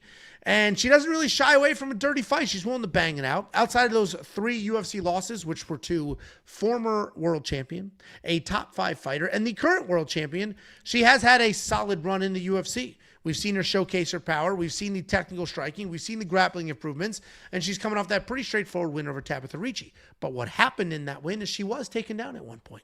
Tabitha Ricci might have the worst takedowns in this division. Certainly the second worst. And if Tabitha Ricci can take down Jan after just holding her against the cage and doing nothing with it, then Virna Jandiroba can too. I think this could potentially look like, and I know I'm going back 4 or 5 years here, I think this could look like how Carla Esparza beat Jan Janan. Just good old-fashioned, straightforward wrestling. I think Virna Jandiroba is going to move forward and just grind and grind and grind and grind, and the wrestling pressure is going to be too much. Virna Jandiroba is the pick. I trust the line. It's minus 145. I bet on Virna. I'm confident in Virna. I'm surprised to hear that Jacob's on the other side. Tell them, Jacob. Bestow your knowledge upon the people. Yeah, Virna sucks, man. Jan Janan is the fucking real deal. Footwork, big cage. She's going to keep her distance. Virna's got 5 minutes of cardio. And even if she has complete control on girls, she's got 5 minutes of cardio before she's even more lungy with these takedowns because that she can't set up her hands because she's got no fucking hands. So she just dives at you to try to get these inside trip takedown, body lock takedowns and stuff. If she gets takedowns, she's got decent control early, but those takedowns get more and more desperate to the point where she just runs at girls, grabs them, will start pulling guard in the second or third round. Jan Janan knows, and you saw in that Ricci fight, she knows how to keep space, and Ricci's probably 2 or 3 times the striker that Virna is. It can actually adapt to a fight where Virna's got takedowns or she's got fucking nothing. Jan's going to stay away from her for the first 5 minutes. Virna's going to get desperate in the second round. She's going to look fucking foolish, and she could get put out at the end of the second round, if not probably in the third round. Jan Janan fucking rolls here. I got her at plus 170. She's down to 125 now. I wouldn't be surprised she flips a favorite on fight day. Jan's going to fucking roll her. Yeah, I couldn't disagree more. The last couple of times we had these big disagreements, I have been correct. So would you like to run it back here? I'll do whatever you want on Jan. Okay. Well, I'll do 100. Okay. $100. Again, you have the big favorite and just you get the better odds. Go ahead. She's not a big favorite, minus 145. I'll do 100 and I'll pay you 125. Simple. If Jan wins, you get. We'll do that. If Jan wins, I'll give you 125. If Jan loses, you give me 100. Got it? Virna's not good. Great. Takedowns are shit. She can't get the takedown. She can't win the fight. Do you think Tabitha Ricci has good takedowns? It's about the same. Tabitha Ricci's got more takedowns or more fights with more than 3 takedowns than Virna does. I'm very confident on this side. I don't know why. I just am. Trust my wrestlers. Virna's one of them. So you and I are very far apart. Sometimes him and I are on opposite sides and we're picking different, but it's like, we're kind of somewhere in the line there. Like, I don't fully. We are very far apart here. I'm not even worried about it. I'm not even going to argue. That's what I'm saying. Yeah. No, and hey, listen, we're two different people with two different minds. So typically I'll try to like convince you, but I just know you're fucking retarded here, so there's no convincing that. You can't fix that. This doesn't happen very often. It did happen. What was the first one that started a debate like this that I was right on? I forget. I'm not being a dick. I really can't remember. No, I don't know. You are right. So few, you would think you would remember them. I'm right so often that I just... Yeah, they all mesh together. Well, listen, if you need a tiebreaker, go ahead and go to WeWantPicks.com. You could have the artificial intelligence as the tiebreaker. You could see who Artem picked. You can see who Betsam picked. A whole bunch of tools and everything else are available right now. WeWantPicks.com. Click Become a Member at the top. Jakey Boy and I literally could not be farther apart on this fight. So this is going to be an interesting one to watch. And him and I will bet on it, and we'll see what happens. But check it all out right now. WeWantPicks.com. Next up, at UFC 314, we have the featured fight of the evening. We have Dan 50K Ige taking on Sean Woodson. Dan Ige, 18-9 in his career, 2-3 in his last 5. He is riding back-to-back losses. He is taking on Sean Woodson. Sean Woodson is 13-1 in his career, 4-0-1 in his last 5. He's coming off that Fernanda Padilla KO.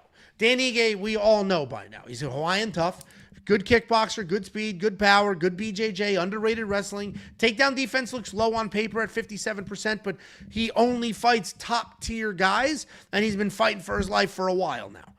He's a pretty durable guy. He's a tough night out for basically anybody. Getting him out of there is almost impossible. So you need to be ready for a full 15-minute war. He is coming off that decision loss to Lerone Murphy, where he almost had Lerone knocked out early, but he just wasn't able to keep that going. He's taking on Sean Woodson. Sean Woodson is built like E.T. He has ridiculously long legs and ridiculously long arms, and he uses that reach to keep you at bay. And that build, those long arms and that short torso, is what has given him so much success. I'd push back on the ET build. It's a compliment. Because I know what he actually looks like. Yeah, this is that I mean, that is not. Sorry. Right, but I'll tell you what he looks like. What? And it's a movie that I think me and you both love. Oh, okay. Yeah. I know what you're going to do. What is it? Mac and Me? Yeah. Hold on. One of the greatest movies of all time. You've seen Mac and Me. Let me know. Because I'm trying to get a good picture of... Is that it? Let me see. Damn, why don't they have any good pictures? Because the kid's in a wheelchair. The wheelchair's blocking all the good stuff. God, that's a weird looking... That's crazy. I'm not saying he looks like that. The body is built like that. Like long. No, Sean Woodson's Sean Woodson's a good-looking dude, and he's got Riz lips and everything. He's a good-looking dude. He's squinting. He's just got that crazy build where his arms are ridiculously long. His legs are ridiculous. This movie is so ridiculous, dude. Look at this shit. If you've never seen Mac and Me, it is fucking, look at this fucking, this is a dead serious, it's one of the worst rated movies of all time. They're like in fucking court. Not worse than Snow White. Everyone just fucking hanging out with these fucking aliens in court. It's fucking so stupid. I love that movie. Apparently, the reason, and Angela actually got me a Mac and Me poster. Yeah. For my birthday, I think at one point, whatever, Mac and Me. But I guess it's like one of the worst. It was basically a direct ripoff of E.T., But the whole movie is like based around like a McDonald's and a Coca-Cola sponsorship. Like it's a very weird movie, one of the worst movies of all time. But apparently, for whatever reason, as a kid, it was the only movie I would watch. So if my parents wanted me to settle fucking down, they put on Mac and Me, and I'd sit there and watch fucking Mac and Me because I just fucking loved it, I guess. And it's fantastic. I still haven't seen it. Maybe I'll watch it with the girls one night. Maybe we'll do a movie night. Never be that ridiculous movie. But anyway, we got Sean Woodson. The insanely long arms and the insanely long legs have afforded him quite a bit of success. He was a former professional boxer, and he's one of the very few people in the UFC that uses range well. Lots of guys have a ton of range, and a lot of people will focus on, he's got a 2-inch reach advantage. First of all, when you measure reach, it's tip to tip on both arms. So a 2-inch reach advantage is one on each side. That's nothing. Sean Woodson always has a reach advantage, but he knows how to use it. He uses the range well. He uses that professional boxing experience. He also has spectacular takedown defense because his legs are so freaking long. He basically does a split, and you can't wrap all the way around. If you have a single, you can't pick him up. He's too tall, and you can't do a double because you can't get your arms around. Just go watch that Dennis Bazooka fight. So Sean Woodson's a tough night out for anybody. Good technical striking, uses his length insanely well, and he's coming off that knockout win over Fernando Padilla. On the surface, this should be a very easy Sean pick, right? He's insanely long. He's insanely tall. A much better striker. Great takedown defense. If you look a little deeper, then it's like, all right, Dan Igue's a dog. He's got a ton of dog in him. The public loves him on this fight. But you guys also loved Drew Dober 2 weeks ago, so how'd that work out? But I just think Dan Ige is going to do what he does. He's going to stay tough. He'll make it dirty. He'll make this competitive. But I think Sean will squeak out a win. I hate these odds. I think this should be closer out of respect for Dan and his abilities, but I don't think Dan's going to be able to get it to the ground. I think he'll struggle with rage. Sean Woodson's going to be the pick. Say struggle? I did say struggle. I think you can struggle with your rage. It's the diabetes. My turn to do the breakdown, or? It is. I think there was a super chat that said, thank you, Jan, which I thought was pretty funny for whatever reason. Listen, I know Sean Woodson is who he is, and if this fight is fought at space, he's going to beat most people in this division. He's just so long and such a crisp boxer that when he is matched up against people that try to match his length, like Padilla stayed at range and try to outbox Sean Woodson, it's not going to fucking work.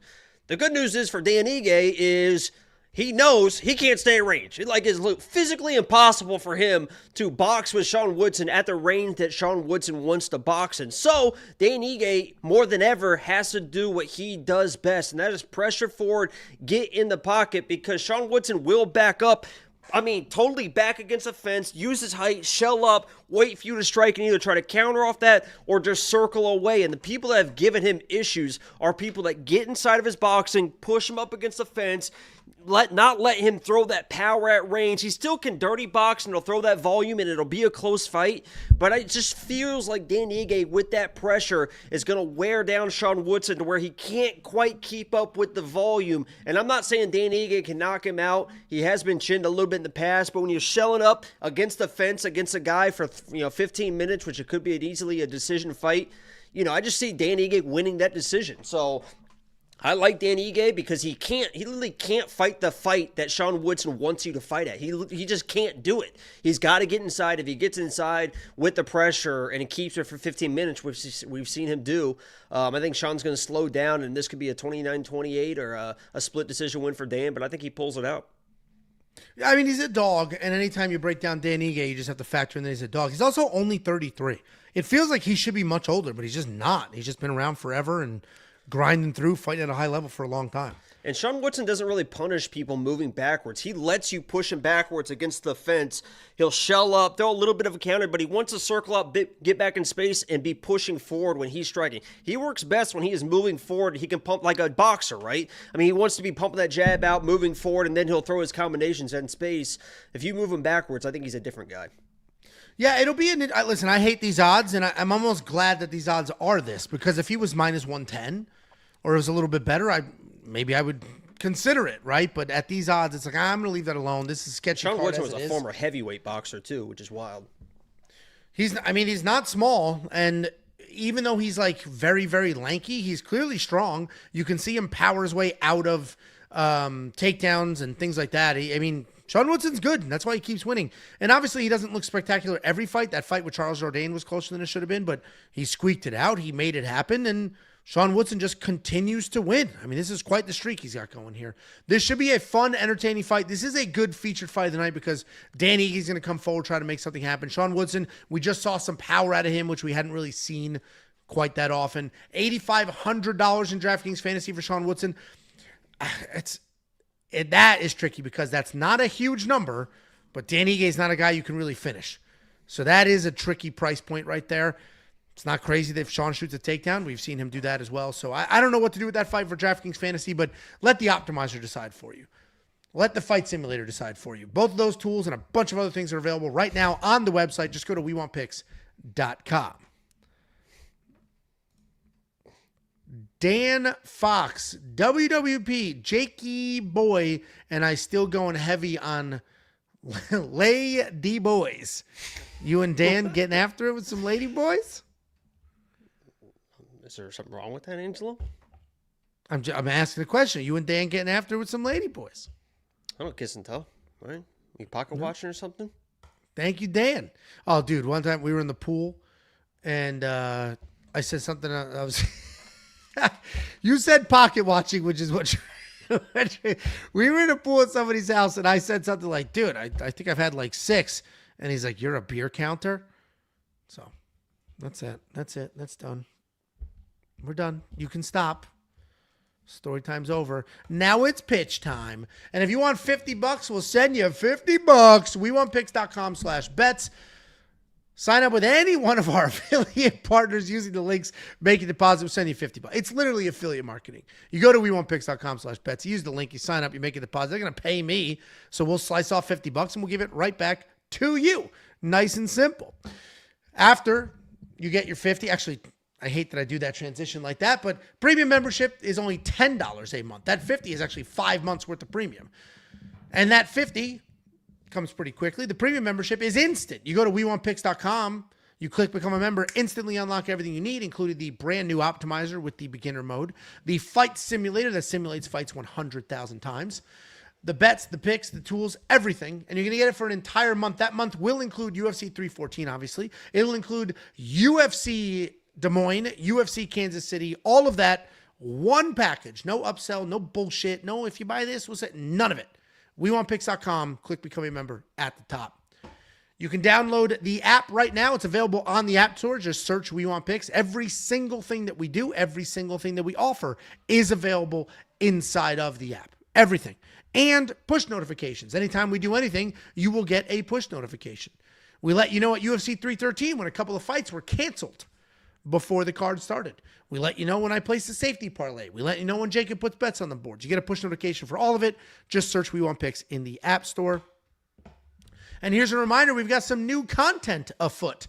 This is a big card, so I imagine we're going to get a prop hunting video out of Jacob. Those typically drop on Fridays, and it's Jacob looking for different prop bets. He finds different opportunities, walks you through them. Jacob also has a new full card breakdown that he does in 9 minutes. It's the exact opposite of mine. That's 1 hour long. And then I have another show called Bad Takes where Josh Thompson and I break down different topics in the space. We released on Monday our breakdown of if Volkanovski can get back to the belt or not. Check all of that content out every single week.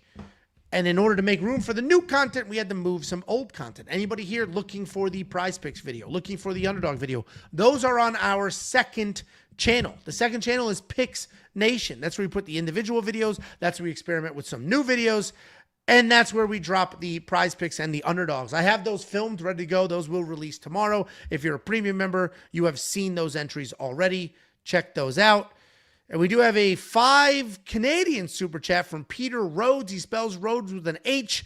No comment here, but I appreciate... Oh, here's a comment from that fucking asshole. Angelo, you turkey. Flap your wings, turkey. Fuck you, Peter. Good thing 5... You know what? I hope the tariffs hit you pretty hard, pal. I hope the tariffs hit you pretty hard. Can I hear something about the tariffs? What the fuck did you just say? Yeah, because Peter Rhodes sent 5 Canadian, then called me a turkey and told me to flap my wings. So I said, I hope the tariffs get you. Okay, I hope the tariffs on maple syrup are so high that it negatively affects your life. Okay? Peter Rhodes with an H. Why would they have tariffs on maple syrup for their own country? Do you know tariff? No, they get it from Vermont. Vermont has better maple syrup than Canada. Those bums think, no, Vermont has the good maple syrup. Syrup.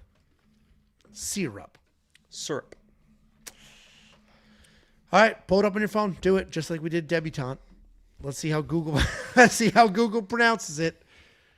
It's definitely syrup. Syrup is nuts. She's gonna go syrup. It's syrup. Yeah, ready? Yeah. Syrup. Idiot. Dude, syrup is nuts. It can't be syrup. That's the phonetic spelling. Look. Syrup. Not syrup. That's crazy. Retard Angelo. Just finding out that I say words weird. You know, I just learned like 2 years ago that it's not museum. That it's museum. I just said museum my whole life. We had our prom at the Indianapolis Children's Museum. Really? Whoa. Children's Museum is awesome. For children. They have a massive lobby. It was in the lobby of the Children's Museum with like pickup sticks and shit on the walls. What the hell's in a children's museum? Yeah, and you could walk around during prom to the Children's Museum and see like the exhibits and stuff. It was fucking awesome. Man, that sounds sick, dude. It was sick, and yeah, I was there. I got to go. I was there. Did I go with my friend's girlfriend just so she could be there for him? Yeah, maybe I did. Maybe it wasn't a real date, right? Maybe I did just pay for dinner for a girl that wasn't even. She was dating my friend, but he had already asked a girl to go, so then she went with me just so she could be there to dance with him, and maybe, but I went. Well, I think it sounds like you've served your country more than one time. Here is that thank you, Jan super chat. My bad. I didn't see this before. Big Tur 13. 279 Canadian. Thank you, Jan. We appreciate the super chat. We have a thank you, Dan from Ricky Mad. Is it me or does Angelo look a bit like Bloodstain Lane? Let's Google this motherfucker. Bloodstain Lane. Bloodstain. Okay. Your band? And this comment was funny because John Smoke said Ange is missing a chromosome. And he said that because he thinks he's smart. And that was his way of saying, it's extra chromosome. It's an extra chromosome. Missing a chromosome. Angelo. Yeah. So he's the retard. He's Eat shit, John Smoke. Yeah. Eat shit. If this isn't the epitome of the internet, I don't know what it is. Mom! Get the butter. We've got fucking someone burnt over here. John Smoke is burnt toast. Get the butter, Mom. He needs Aquifer because this dumb dick doesn't realize missing a chromosome makes you a caveman. An extra one is the Down syndrome chromosome, okay? You stupid asshole. You fucking retard. See, now this is a funny comment. Ange has extra everything. See, that makes sense. All right, let's go. Saying that they're a retard is like the funniest thing ever, honestly. That's a great line, considering the context. Yeah, with the context, absolutely. And speaking of context, we have a lot of supporters. Giordani was here earlier from Young LA. They're always sending us really cool stuff, including the hat that I'm wearing right now. Hayabusa is also a great supporter of the show. They just released brand new gloves. Check them out. They're the T360s. Hayabusa is like the leader in high-end combat sports equipment. It's nice shit, okay? It's not $2 Amazon shit. It is really nice stuff. It's high-end stuff. It's high-quality stuff. They just released brand new gloves. Check them all out now. If you use our promo code, you'll get a 10% discount, but it doesn't matter. You don't need to. Check them out now. Like, I have been a Hayabusa customer since I've been managing Nick Newell, which was like 2005 or some shit. We appreciate Hayabusa 100%. Quite a bit. And if you guys are looking for a constant and something, because Hayabusa is just the quality is just constant, right? It's solid, it's good. You know when you order Hayabusa, you know what you're gonna get, right? Just like you know what you're gonna get with a full flavored Red pack, Marlboro Red. Every time that you light up, right? In a world of uncertain times, the stock market is crazy. You know what stock was up? That's right, Philip Morris. Because they're an American company that is going to be there for you whenever you need them. Don't smoke if you're going to smoke. Marlboro. All right, just for legal purposes, this is not a paid. This is nothing. This is a bit. Thank you, Marlboro. I don't think they're allowed to advertise. Like, none of that is real. Just so we're very, very clear. Are they allowed to? Because they can't do commercials on TV. Do those laws apply to TV, to like YouTube shows? No ads anywhere. They can't run ads anywhere. I don't know. They have billboards. That's what my bank account says. They can fucking run ads. No, that's not true. That's not true. Don't listen to them. None of that is true. Opening up the UFC 314 main card, we have an interesting matchup between Nikita Krylov and Dominic Reyes. Nikita Krylov, 30-9 in his career, 3-2 in his last 5. He's coming back after 2 full years away. He's taking on Dominic Reyes, 14-4 in his career, 2-3 in his last 5, and he is riding back-to-back wins. And the reason this is an interesting matchup is because Nikita Krylov is a very good fighter, but he has been gone for 2 full years. He's well-rounded. He's got good wrestling, good striking. He's got good forward pressure. He'll mix in the striking and the grappling very well. He's got solid takedowns. He averages more than 2 per fight. And he's coming off that win, which was a dominant grappling win over Volkanovski, where he had 7 takedowns. But again, 2 years ago. He's taking on Dominic Reyes, former title challenger, who people still won't shut the hell up about, that he almost beat John Jones one time. But since then, he got smoked 3 times. Knockout, knockout, knockout. Took some time off, came back. He has 2 wins back under his belt. He's a big dude. He's got all the tools.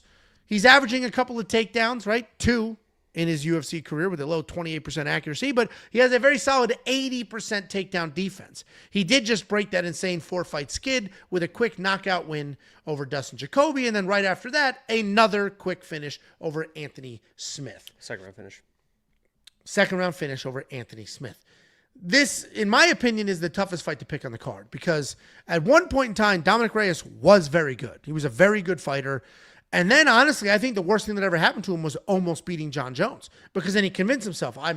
The arrogance he had about him after that didn't work well. It worked against him, and he didn't improve. He didn't make adjustments, and he just got slept by Jan, slept by Yuri, slept by Ryan Spann, and then he took time off. And now he's back. And he seems to be putting it together, but we didn't really see a full bar. The Dustin Jacoby win is actually an unbelievable win. That's a great win. Dustin Jacoby is very good. What the hell is so funny? I actually think it was Dustin Jacoby's birthday the other day. I met Dustin, great guy, really great guy. I was laughing because somebody said he's a fucking big guy. Yeah, he came up to me at the Apex. He's like, can I get one of those videos? He literally was like, can I get one of those videos? I was like, I mean, yeah, maybe Dustin next time you're an underdog, I guess. But somebody said Angelo likes to eat corn the long way. That's what I was laughing. Okay. All right. Well, listen. Dominic Reyes beat Dustin Jacoby. That's a quality win. He just beat Anthony Smith. That's not really a great win. Nikita Krylov, without the 2-year layoff, is the pick 100 out of 100 times. With the 2-year layoff, makes it a little tricky. I think Nikita Krylov still wins this fight. He is going to be the pick, but I think this is very hard. I struggled. I went back and forth on this one because 2 years out is a very long time. What do you think, Jakey boy? Yeah, this is, it feels like there's a couple kind of public dogs that people are like leaning on, and there's a lot of live dogs on this card, so it's a little bit more mixed in this week, but it feels like Dominic Reyes, people really like him in this fight. And I kind of get it, right? It seems like he was a title challenger. People think he should have been the champion, and now he's regained that form with back-to-back finishes. So now he's just going to run back through the division, and maybe that happens, right? It'd be an awesome story if it does, and I'm not necessarily an anti-Dominic Reyes guy, but I think those fights might be a little bit of fool's gold because he didn't look like he was that real defined because he was getting issues in his striking defense, and that's why he was getting knocked out. He comes in against Dustin Jacoby, and he kind of looked like the same person. He just ended up finding the shot before Dustin could. And then against Anthony Smith, it kind of is Anthony Smith. It was like the most Anthony Smith fight ever. He just kind of went to the ground, was on his knees for fucking like 10 minutes, and then fucking the ref called the fight. So I think it's a little bit of fool's gold. I still didn't really see the striking progress I'd like to see. And Krylov, he will just get in your face. And if he's in this dude's face and he hasn't shored up that defense, he's probably going to get cracked. And if he gets cracked, Krylov can either, keep punching, or maybe that's when he goes to the grappling. He can hurt you either way, on the ground or on the feet. And I just think it's a little bit of fool's gold. I need to see it maybe one more time with Reyes before I start betting him even as a dog. But I'm on the Krylov side, and I actually played him as well. Yeah, I agree with you. With the one more is perfect. If he beats Nikita, all right, I'm bought in. You're right. But Anthony Smith, you could argue that Dustin Jacoby was a fluke. Anthony Smith's old and it's not a crazy. Fluke. He found the shot, but you get my point. You don't really see anything with early knockouts. You don't really Correct. see development. It would have been cool, especially against a guy like Dustin Jacoby, who's a high-level fighter. Obviously, it's great to knock those guys out, but to see him dominate somebody, which you probably have to do to Krylov. Krylov's a tough dude. That's when he knows he's really, really back. So maybe that's his fight, but I don't think it's going to be. Well, and I'll tell you right now, Nikita Krylov's resume is better than Dominic's. Even in his his losses are better. Dominic lost to John Jones. He's been fighting some good people for a long time. A very long time. And and a couple of those are losses, but Dominic has built a career off losing to John Jones. And Dominic Reyes he's not a pussy either. So I think the best bet here is that there's probably going to be a finish. Krylov's going to get in his face, and I think Dominic Reyes is probably going to be a sink or swim again, to where he's going to find a shot or he's getting dropped again probably. No, it should be a fun fight. It's on the main card for a reason. I am looking forward to it. $8,800 from Nikita. If you are squarely on that side, it could make sense. He just had 7 takedowns in his last fight, which again was a few years ago. But he has hands as well. Dominic Reyes, $7,400 coming off back-to-back finish wins with a whole bunch of finish wins in his career. That could make sense as well. So whatever side you're on, you probably do need to play one of these fighters in your DraftKings fantasy lineup. And if you want to check out what the rest of the tools have to say, what the artificial intelligence says, the optimizer, what the fight simulator says, you can do so now. WeWantPicks.com. Click Become a Member. It's $10. You unlock literally every single thing we view instantly on the spot. Next up, at UFC 314, we have the debut of Patricio Pitbull, and he's taking on Yair Rodriguez. Yair Rodriguez is somebody we're very familiar with at this point. He's 19-5 in his career, 2-3 in his last 5. He is riding back-to-back losses. He's taking on Patricio Pitbull, 36-7 in his career, 3-2 in his last 5, making his official UFC debut. We'll start on that side since he's new to most of you. He's not a household name if you're just a UFC fan, but he is a phenomenal fighter, and he has been a phenomenal fighter for a massive chunk of his career. He has been in Bellator for a very long period of time. In 2013, he won his first Bellator tournament. And since then, he fought for or defended the belt 16 times. He was the lightweight champion of the world, the featherweight champion of the world. He even fought for the bantamweight championship of the world. He's a very good fighter who can bomb on the feet. He can grind on the ground. He will move forward. He will stay in your face, and he is not afraid of a good old-fashioned fist fight. He's taking on Yair Rodriguez. Yair Rodriguez, at this point, we all know who he is, but we also found out he's got a bit of a quit button. Yair Rodriguez is fast, he's creative, and he's insanely dangerous early in fights. He can spin, he can jump, he's flashy as hell. He's powerful. He can do all the things. But if you push and you stay in his face and you back him up and you back him down, you can break him. And we just saw that in his last fight. He came out hot, was winning early. Brian Ortega weathered that storm, made it happen, ultimately got the finish and broke him. And the reason this is a pretty fun fight to watch is I get that Yair is wildly exciting, and it's always exciting to see him fight, and he puts on a show. He's also younger here. He's a very dangerous guy, but he does have a little bit of quit in him. And when the pressure is on and things get tough, they don't always go his direction. He doesn't really have that ability to pull himself back up by his bootstraps. If Yair can control the striking range and the exchanges, then he should be able to run through Patricio Pitbull, who's 36 years old. Same way he did Josh Emmett when they fought for that title a couple years ago. This fight will literally come down to Yair's ability to keep this fight standing, because if Pitbull can push that grappling pace, he will break Yair. Pitbull has only one single unavenged loss in his career at 145 pounds since 2010. And that was a two-man tour retired. I'm picking a lot of dogs on this card. I'm picking another one. I'm going Patricio Pitbull. I think he gets it done. I think this is the fight where the plus 3.5 was minus 360 or something crazy. But I do think Pitbull wins here, and I'm shocked that he's this big of a dog. What do you think, Jakey boy? Yeah, I just don't like the, you mentioned the non-stop forward pressure. I just don't know if he's that guy anymore. You know, I think he's more of a plot forward, look for the heavy shot type of guy, and that is the exact opposite style that you want to bring in against Yair. If he does come with the pressure, 100%, right? If he comes forward and is moving Yair backwards and not letting Yair set up kind of those big kicks and stuff and work him to only make Yair kind of box, and Yair, when he gets in those situations, that's when he goes to those big movements, the big spins, the big this, because he doesn't like that pressure and he wants to put you away. So if he does bring in the pressure, he definitely can win this fight, but I just don't think he's that guy anymore. It seems like he's more plot forward, not going to be active enough, and Yair's going to be able to do his little dance thing around the outside, punish this guy.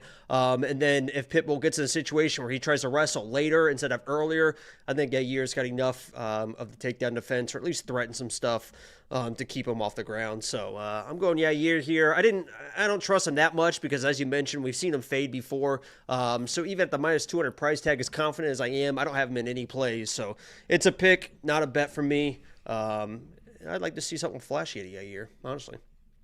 Yeah, I mean, it's crazy he was the interim champion.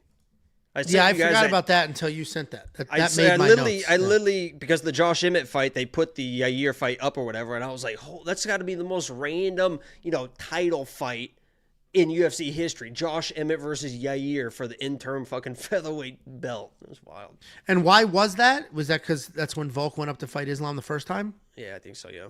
Yeah. And then Volk just came back and smashed Yair. I watched that in person with Tiffany. He broke him. He grinded on him, moved forward, and broke him. And then Brian Ortega broke him. So, yeah, to your point, Patricio Pitbull's 37. He's making his UFC debut. So he might come out like, hey, I need to get a win at all costs. He might come out being like, nah, I got hired to be fun and exciting. That's what I'm going to do. This is a good fight. The UFC has brought in MVP over the last year. Patricio Pitbull. They're talking about bringing in that young flashy wrestler. What the hell's his name? Pico? Yes, Aaron Pico. So they're cherry picking the talent that could come in here and do something. Obviously, Patricio's at the end of his career, but so is MVP at 36 or whatever the hell, and he's managing to make stuff happen. This is a fun fight. Welcome addition to the UFC. I'm looking forward to it. If you are on the Yair side, I keep people in the comments talking about the size difference between the two of them. Yair is long and lean, and Patricio is short and thick, but he was the lightweight champion of the world in Bellator, so he's not undersized, and he's perfectly fine fighting much larger people. $8,700 in DraftKings Fantasy. Obviously, if you think he's going to get it done, he's going to get it done flashy. That makes a lot of sense. Patricio Pitbull, $7,500. I think I will take a stab at that. I think he can get some takedowns. I think he can move forward, and I think he can go ahead and grind. And as long as he survives early and just keeps working, he could potentially have some good amount of success there. You can check out every single pick, every single bet, every single tool, and every single thing that we do right now. WeWantPicks.com. Click Become a Member. It's $10 for an entire month. You're going to get UFC 314, UFC Kansas City, and UFC Des Moines. It's Des Moines. Desmas. $2 super chat from Johnny420. Angelo, can I take you out, Big Daddy? Love you, wink. If there's supervision and we're going to the Chinese buffet, I'm happy to go. Happy to go. Let's do it. Next up. At UFC 314, I think we have the people's main event. Would you call this the people's main event, Jakey boy? No. Okay. I don't know. Maybe. There's a lot of hype behind it. People love this matchup. What the fuck is going? What's the face? What's happening? I'm just sitting here enjoying your company. It just felt like something was coming and I didn't know what. No, just sitting here, man. I'm just fucking sitting here, just fucking hanging out. Okay. All right. Next up, at UFC 314, we have the featured fight of the evening. We have Bryce Mitchell taking on Jean Silva. Bryce Mitchell, 17-2 in his career. 3-2 in his last 5. He is alternating wins and losses. Taking on Jean Silva, 15-2 in his career. 5-0 in his last 5. He is riding a 4-fight knockout streak. We all know Bryce Mitchell by now. Dominant wrestler. He sticks to that game plan. He averages a little more than 3 takedowns per fight and just about 2 significant strikes per minute. So basically, he's diving at legs. His striking is awkward, but he doesn't even pretend that he wants to strike. He keeps his hands low. He starts crotch sniffing. If he gets you to the ground, it's almost a guarantee that he'll get you to the ground. If he gets you to the ground, he doesn't even strike. He works for submissions. He keeps control, and it is very hard to get out from underneath Bryce Mitchell, who is coming off of that just dominant win over jiu-jitsu nerd Kron Gracie. He's taking on Jean Silva, everybody's favorite fighter right now. We got Jean Silva, Carlos Prates, and the rest of that crew. Jean Silva's a powerful striker. He's loose. He's creative. The creativity is really fun to watch, but it does get him into some weird positions at times. He's interesting to watch because he'll go from tight, high guard, then loose, low hands. He'll start spinning. He'll alternate between the two. And he just has a ton of fun out there, and you can tell he's wildly comfortable. Takedown defense is somewhat untested, and we're going to learn a lot more about that after this fight. He's coming out that 4th knockout win in a row, this time over Melsik Bagdasaryan. And I'm going to pick Jean Silva. I'm going to tell you right now, I'm going to start this by saying I'm going to pick Jean Silva. But I'm going to list out a few reasons why you should not bet on Jean Silva. First of all, I know what the sentiment is, right? Jean is on the cool kid gym. He's at Fighting Nerds, and he's a great striker. And I get that. He is a great striker, and he is at Fighting Nerds. And I know Bryce got absolutely wrecked by Josh Emmett, which is true. But before you anchor 9 parlays with Jean Silva because he's at a cool kid gym, I want to remind you, he was taken down 3 times by Charles Jourdain. And yeah, he went on to win that fight. He won by KO. He showed incredible composure, but Bryce's grappling is different. Bryce is not Charles Jourdain. If he takes you down, you're not just scrambling back up to your feet. If he gets you down, he's like a blanket. And I am picking Jean here. I think that the gap on the feet is wider than the gap on the ground. And what I suspect is going to happen here is Bryce will get this to the ground. He'll probably win a round. But Jean's going to make him pay. He's going to touch him up a little bit. Bryce's shots will get farther and farther away. Jean will build some confidence and really start to take off. I'm going to pick Jean Silva again as a reminder. But, man, he was taken down 3 times. 3 times by Charles Jourdain. Charles Jourdain has a 21% takedown accuracy. It's a little nerve-wracking here. What do you think, Jakey boy? Yeah, I've been a little bit back and forth on this. Obviously, Jean Silva, former lock of the week, right? I mean, I believe in people before everyone else believes in people. He was the underdog against Drew Dober, up in weight, kind of short notice, lock of the week, got it done, no big deal. I love Jean Silva. Jean Silva's going to be my pick. I bet on Jean Silva. But what I'll say is the people that are doing the mental math of just Jean Silva knocks people out and Bryce Mitchell just got knocked out, so therefore it's just an easy pick. It's a little bit more dynamic than that because Bryce Mitchell, people tried to do that last week with Brito, and me and Angelo both told you about Brito. I mean, I even said it to the point where I was considering Pat Sabatini as my lock of the week. I bet on Pat Sabatini because everyone just assumed, oh, Pat's getting knocked out. Brito knocks people out. Oh, of course, Brito. And you don't even mention the abilities of the other fighter. Pat Sabatini, I said that if he gets his fucking hands on this guy, he's going to the ground, and that dude's not fucking moving. I promise you that guy's not fucking moving. It took 12 seconds into the fight for Sabatini to get his hands on him, and he went fucking nowhere. A lot of people in this fight are just assuming that Jean Silva knocks this guy out, forgetting that Bryce Mitchell was the guy that took down Ilya, was controlling Ilya, withstood the striking enough of Ilya Taporia, who also was knocking everybody out, to get to the grappling and took him down, and he didn't fucking go anywhere.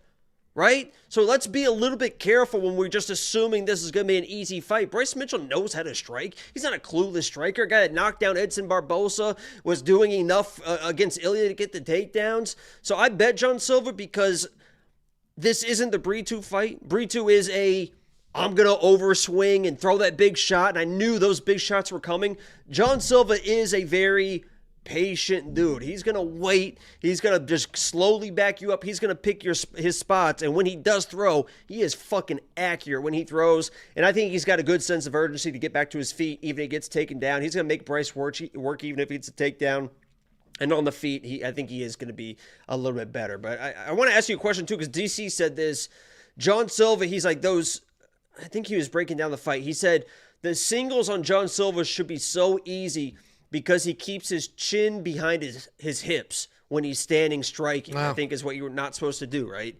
Like, yeah, you can just rip him out. Yeah, just sit him down on either side. Because he sits back in his stance like this, and he's waiting so he can really get that distance to throw those counters. And when DC he's like, you're not supposed to do that. So technically, the singles should be right there for Bryce Mitchell. We'll see if he gets him or not. But John is so quick with those counters. I think he gets it done. I bet him. But I think it's a little bit more complicated than just, but maybe it is that easy. I don't know. I hope it's that easy, honestly. Well, I mean, that's why back to the single thing. That's why your wrestling stance is here. You're over to protect the leg, and that's why your hands are out. Hands, head, hips. So yeah, if your legs are forward and your hands and your head and your hips are back, then there's nothing to protect the leg. Listen, you and I seem to be on the same page here. We picked the same guy, and we both raised the flag of the same concerns. It is going to be an interesting fight. I think this is the most compelling fight. Obviously, the main event's very compelling for a lot of reasons, but this one's very compelling because they're both in the prime of their careers. Yeah, Bryce got sparked a couple fights ago, but Josh Emmett, I said this in my quick pick video. I mean, he bounced back great and looked fantastic against one of the more high-level strikers that I've seen in Kron Gracie. I mean, my goodness. And Kron Gracie said that fight would be different, and it was. I take my career seriously now. You fucking nerd. But Bryce Mitchell, I would say pound for pound, punch for punch, punches harder than Sean Silva. One single punch, Josh Emmett hits harder than John Silva does. John Silva's just more creative. He's more fluid. He's faster. He's cleaner. But just one punch against the machine, I'd go Josh Emmett. And that's what that was. Bryce Mitchell on short notice just ate one giant punch. That was the loudest punch knockout I've ever heard. I grabbed, actually, let me check what the line is right now.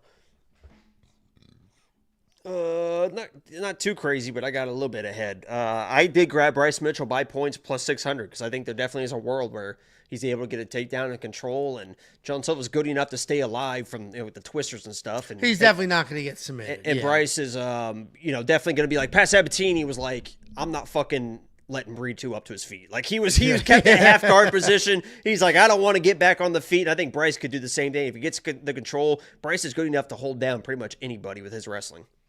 Yeah, it'll be an interesting fight. And just a reminder, we both picked John Silva. We're just highlighting that this fight could go in a different direction. I got Bryce Mitchell by points plus 600. It's plus 400 now, but I mean, that felt like a little flyer there. Little flyer that makes some logical sense. Little flyer, little hedge. No, this will be a great fight. I'm looking forward to this matchup, and it'll be interesting to see how it plays out because we have not seen John Silva's takedowns tested yet. We have seen Bryce Mitchell striking tested, and it's going to be a fun matchup. Seems like a great hedge on anything. If you want to load John Silva in parlays, play Bryce Mitchell by points and have yourself a night. Not worry about it. 4-1 odds. Yeah, 4-1 odds right there. Yeah, because Bryce won't be able to finish John. John's submission defense he is at a high level chaining with really good people. So if he gets taken down and smothered, fine, but I don't see him getting submitted. It's going to be a fun fight, and if you want to check out what the artificial intelligence has to say, what the rest of the cappers at We Want Picks have to say, just go to WeWantPicks.com, click Become a Member at the top. You'll unlock every single thing that we do instantly for an entire month. UFC 314, UFC Kansas City, and UFC Des Moines will all be included right now. Couple Super Chatter-Rooskies. Big Tur. Been a premium member for over a year and not stopping anytime soon. Also, Jean Silva, Diego Lopes, Carlos Prates parlay of the year. Carlos Prates is on that next fight card. We appreciate you, Big Tur. Thanks for being here for so long. Big Maple, $6.99 Canadian. Bryce told me Big Ange is flat. I'll take that. I appreciate you, Big Maple. $1.99 from Daniel Andrade. First off, shout out from Virginia. Well, thank you, Daniel, and shout out back. And then this comment, this guy said, Angelo has some weird hate for fighting nerds. Literally hates everything good for the sport. I don't hate fighting nerds. What I hate are random narratives that just because somebody goes to that gym, they're great now. People are doing that shit with Myra Bueno Silva went to Fighting Nerds, and that's the worst she's ever looked. Like it's not.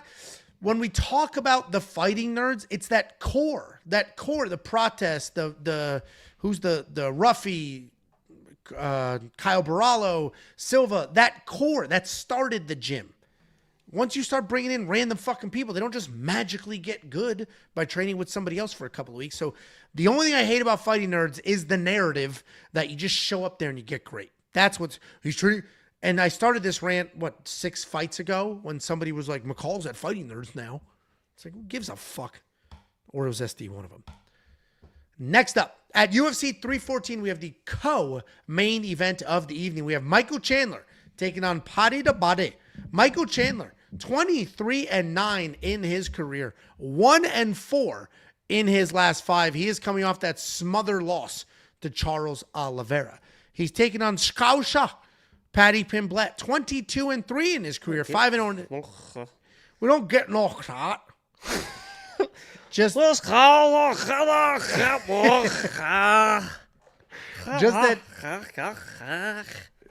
at dinner, I was doing that with Brian, and I was like, you ever see the ring footage of him picking up dog shit in that lady's front yard? And he's like, no. And I was like, he was walking his dog. His dog had like a nasty diarrhea. So then he did the right thing and like rang the, shut the fuck up. It's not even, this is a good story. So then he rang the doorbell, and the lady wasn't there, so she talked to the ring.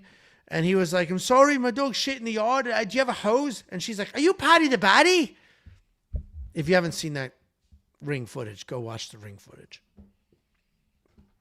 Let's go ahead and break down this fight. We got Michael Chandler. Michael Chandler is somebody I've been very high on in the past. In fact, I put that $1,000 bet on him against Conor McGregor. That obviously didn't work out. Tyner broke his toe, and that was the end of it. But I was positive Michael Chandler was going to win.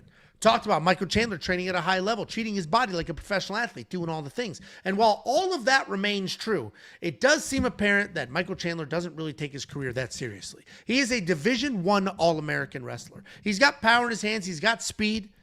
He had an all-time fight against Justin Gaethje, all-time fight against our Louisiana boy there, Dustin Poirier, all-time fights against Eddie Alvarez. Michael Chandler is always in an exciting fight, but he's not always making the right decisions. And at this point in his career, after the way he just lost to Charles Oliveira, it feels like the Division I All-American with incredible power in his hands is really here just to have some fun and put on a show. He's taking on Paddy the Baddy, and he's becoming a megastar. Paddy the Baddy has done it pretty quickly as well. It's only been a few years from relatively unknown to co-main event of a huge pay-per-view. He's a well-rounded guy. He's got a good amount of experience. He is hittable because he keeps that chin straight up in the air, but he has very solid striking offense and a ton of volume. He's a smooth grappler as well. On the ground, he flows very, very quickly between submissions, and if he shores some things up and he cleans up the chin situation, he can be the next big thing. He's coming off that triangle and arm bar submission win, technical submission win, over King Green, where King shot a takedown, and then it was downhill from there. And on paper, if we're just doing skill for skill, physique for physique, technique for technique, it might be Michael Chandler, Division I All-American, phenomenal shape, hits like a freight train. But then you watch him fight, and he's just doing crazy shit. He's just having fun. He's not doing what he needs to do to win. There's no game plan in a Michael Chandler fight. It's just bounce in and out with the super wide hands and then sit on rights and bomb over. And because of that, because of Michael Chandler's inability to stick to a game plan, I am going to go Paddy here, and I'm very confident in Paddy. I put a full unit on him, and you know that's not really something I normally do, and it really is just coming down to the fact that I think at this point in their careers, Paddy is very serious, very focused, doing what he can do to improve, to win, to game plan, and Michael Chandler's just showing up to put on a show. He's coming in here to be exciting. He's coming in here to, win over some fans and make some pay-per-view points, which is great. But I don't think Michael Chandler's number one priority is to win, so I got to go Paddy here. Paddy's going to be the pick. What do you think, Jakey boy? Yeah, I think Paddy sucks, man. It is kind of funny that the two guys that have made people think that, oh my God, maybe Tony's back. It's fucking Michael Chandler and Paddy Pimblett. Obviously, Tony looked great that first round versus Michael Chandler before eating that front kick. And against Paddy, Tony did enough against Paddy on the ground off his back to really wear down Paddy. And Paddy in that third round, it was like, oh shit, this dude's fucking dead right now. Tony might fucking win this fight. And here they are fighting each other. Listen, I'm not a big fan of Michael Chandler. I don't think he's anything too special. Obviously, if you guys have never watched his fights with like Eddie Alvarez, I always say that because I know a lot of people, like I didn't watch those fights until like probably 3 years ago. And I was like, holy fucking shit, the most insane fights of all time. So if you guys are MMA fans and you guys have never watched his old fights with Eddie Alvarez, go fucking watch the most insane stuff. And his ability to recover in fights is something that he's known for, right? I mean, even that Charles fight, like he gets dropped and he pops back up and he's like trying to, like he can work through positions. And Paddy's the same way. This is a 5-round fight, which I think does matter because Michael Chandler's been there, done that for all 5 rounds. Paddy, I think he's 1-2 in 5-round fights. It's been like 2021 was the last time he's in a 5-round fight or something. So, against that Tony fight, like I don't think he's gonna get takedowns against Michael Chandler. Angelo seems to think that this guy's like a wrestling phenom that's gonna fucking take down. Watch those takedowns. No, that's not. All right, go ahead, finish. I'll explain what I was arguing. You said he's gonna get taken down just like the Brazilian took him down. Talking about, but that was not what that's not what our argument was. But that's what you said. Yeah, he's going to get taken down like Charles Oliveira took him down, and I'm sitting here saying that over and over. Paddy probably won't get one fucking takedown. The way he was shooting takedowns because Tony fucking Ferguson just fucking leaning over, just like Michael Chandler's going to fucking laugh at that fucking bullshit. He's not going to take Michael Chandler down. Michael Chandler knows now not to take him down. This is how the whole conversation started. On the embedded, they're talking to Gilbert Burns, and Gilbert Burns like, yeah, I rolled with Paddy. I did a little bit of training with Paddy. He's like, his grappling is legit. Michael needs to keep this standing. So no circumstance, unless he gets in trouble, is Michael probably going to be wrestling or grappling with Paddy, because even Gilbert Burns was like, God, this guy's fucking good. Just keep it on the feet. And I think that style of Paddy Pimblett of just backing up against the fence with his chin up here and his hands out here, and I don't get knocked out. You know, Chandler said he's going to test it. And I think he fucking tests it, and we'll see if he doesn't fucking get knocked out. And if Chandler blows his load early, trying to chase the knockout, and Paddy can kind of come on strong and get on his back and stuff, it is what it is. It is Michael Chandler, right? I'm not betting him, but as a pick, you know, I've seen him go 5 rounds, never really stopped moving forward. Paddy was fucking dead in the third round of that Tony fight, and he says he's cleaned everything up, but we haven't seen it since, right? I mean, early finish against Bobby, chin up straight up in the air. Chandler definitely needs to respect his power, because Paddy's got underrated power. When he throws, he can throw. Like, offensively, he can throw. Just defensively, he is just still not very sound at all. I think Chandler's going to find it, and we'll see if he can get the finish. But he's going to be my pick, because as the fight progresses, Chandler's going to keep building, and it seems like Paddy's going to fade, but we'll see. Yeah, I mean, and somebody commented, like, explain to me how Paddy's the better fighter. And I did a whole fucking rant. Not about Paddy being the better fighter, but about Michael Chandler's decision-making. If skill for skill, Michael Chandler's probably the better fighter outside of jiu-jitsu. He's more physically imposing. He's probably in better shape. All those things. But he just, at this point in his career, I've been saying it, 3 weeks in a row. I said, he's not taking his career seriously, so neither should we. Said that about Diana Belbita. Said that about, I forget who I said before that. And it's Michael Chandler's almost in that category. He was waiting for the Conor payday, which you can't fault him for that. Why wouldn't you do that? That guy works his fucking ass off. 100%. He's in phenomenal shape. So that's what I'm saying. He's not in the category. He treats himself like a professional athlete, which is what he should be doing, which is why I was positive he was going to be Conor, because that's not the life Conor lives. But once he gets in that cage, it's not about winning the fight. It's about being entertaining and winning over fans. And I just don't think that's a winning game. I honestly think he's going to, it's over 5 rounds. I think he's going to, accidentally win the fight. Because I don't disagree. No, because I don't disagree, but I think that's going to be enough. Like, his forward, wild style. Just in great it's shape. Just gonna, it's just going to wear down Paddy. I think that he just is he's going to accidentally win the fight. I don't know. I still don't know why it's 5 rounds. And people are, arguing with me about on Twitter. Like, I want to see this would be crazy if it was this would be awesome if it was a 1 round fight. Like, I mean, Chandler's probably not going to pace himself, but I know Paddy's going to be want to fucking try to pace himself for fucking 5 rounds after almost dying. He knows how durable Michael Chandler is. He was almost dying against Tony, so now you're taking a 3-round fighter where he was already questionable with his cardio, stretching it to 5 rounds. Now, instead of Paddy being a little bit more comfortable in there, he's got to, try and pace himself for his cardio. Now he might not get the exchanges because Paddy literally gassed himself trying to finish Tony Ferguson. So now, if he drops Chandler, what's he not going to do because a 5-round fight? Chase that finish. He's going to pace himself. So what's the good in making it 5 rounds? I don't get it. No, I actually agree with that logic. 5 rounds is dumb. It's not for a title, and they're not cardio demons. You do 5 rounds with 2 cardio demons. Like, who cares? Like, yeah, these guys are going to go at it no matter what. This is a fun fight. I'm looking forward to this fight as well, which is why this is a spectacular fight card. $7,800 in DraftKings Fantasy, $8,400 in DraftKings Fantasy. You definitely need one of them. Jacob's point, it's 5 rounds, 2 extra rounds to score some points. If you think Patty gets it done, bang. You think Michael Chandler gets it done because he's has the experience under his belt and you know he's going to be in great shape, then bang, $7,800, throw him in a lineup. Check out what the artificial intelligence has to say. We have an AI included in everything that we do. WeWantPicks.com, click become a member. $10, you'll unlock all of it on the spot. $10 super chat from We Love Brutus. Jean Silva being sent by Dana to assassinate Bryce. It did come together pretty quickly after Bryce said some wild shit. So we appreciate you, Brutus. Thank you for the super chat. Innate. Dum, dum, dum, dum, dum, dum. Can you spell Mississippi? Mississippi. Can you spell ICUP? ICUP. What's the one backwards? What'd you just say? Somebody said there used to be another one in elementary school. Spell this backwards, and it did like the same shit. I don't think I could spell backwards in elementary school. I'll be honest. Well, Indiana. You know what my dad's party trick is that I've seen and you know my dad. So for him to do party tricks, yeah. What is? He's a stoic conservative man. When he throws back some vodka, I've only seen it happen twice, and both times it blew my fucking mind. He does a handstand. What? Like up against the wall. Like he doesn't hold the handstand, but he does a handstand up against the wall, and he says the states backwards. In all order, of them? alphabetical order, backwards. The states? Boom, doom, doom, doom, doom. So he's like doom, Wyoming.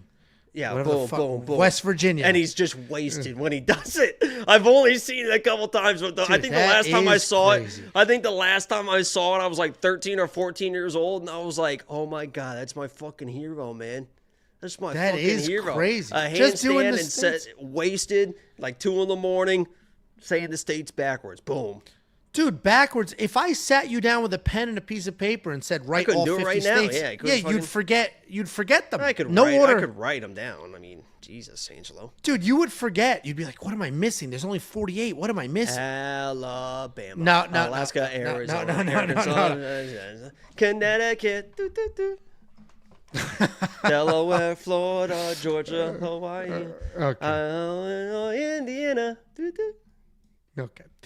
Next up, at UFC 314, we have the main event of the evening. We have Alexander Volkanovski fighting for his belt back. A statistic that Jacob said earlier said there have only been 6 fighters in the history of the UFC to fight for a title after back-to-back losses, and only one of those fighters actually won that belt. So Alexander Volkanovski is only the 7th person, Randy Couture. For an interim belt. For an interim belt. Well, this is actually a real belt, not an interim one. Alexander Volkanovski is the 7th person in history to fight for a title after back-to-back losses, and he will make history if he wins this fight. And patience ended up being a virtue for him because he was desperate, dire. I want that fight back. I want to fight Ilya. And thank God they didn't run that back because Ilya was going to slaughter him again, and that would have been the end of him. But here he is, fighting a younger kid, a kid who hasn't fought 5 rounds really at this level, fighting somebody that isn't full at the experience and certainly isn't at his full potential yet. This version of Diego Lopes is not the best version of Diego Lopes. That is yet to come. So if Alexander Volkanovski is going to win his belt back, this is basically the last opportunity to do so and the best matchup he's going to get. Alexander Volkanovski is 26-4 in his career, 2-3 in his last 5, and he is riding those back-to-back knockout losses. He's taking on Diego Lopes, 26-6 in his career, 5-0 in his last 5. He's getting his first main event. We all know Volk by now. Long-time featherweight champion of the world, fight IQ at an unbelievable level, insane cardio, good technical striking, good takedown, literally good at everything, and he can do all of it for as long as he needs to. He averages almost 2 takedowns per 15 minutes.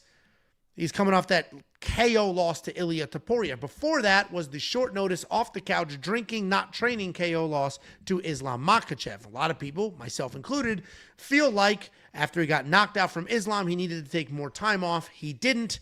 Came right back to Ilia and then, in less than a year, ended up getting knocked out twice. Taking on Diego Lopes, we all know by now, very dangerous grappler. He started his career as a grappler, made his name for himself as a grappler. He is now a very good striker as well, and coaching some of the better fighters out of Mexico.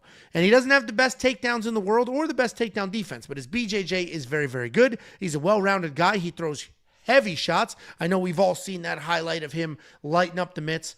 We all watched him basically knock Brian Ortega out cold, only to knock him back into consciousness. The big knock on Diego Lopes is going to be his cardio. People are going to talk about he was fading, and we watched Dan Ige step up on short notice. Let me just remind you, in that fight, that dude went through the same shit as everybody else. He heard his fight was canceled and then back on, and the weight class changed twice. So he went through some shit, so he kind of gets a pass there. He didn't look as faded in the Brian Ortega fight. And the reason I mention that is because there seems to be two narratives here. It's either Diego Lopes knocks out Alexander Volkanovski early, or Volkanovski takes over and runs him down. And that's it. Those are the two narratives. You get Volk by decision or Diego by finish. I am going to go on the Diego side. And the reality is, I understand that Alexander Volkanovski's losses were to Ilia Topuria, best 45-pounder on the planet, Islam Makhachev, best 55-pounder on the planet. But the problem is, age is coming for him. He's getting older. He's slowing down.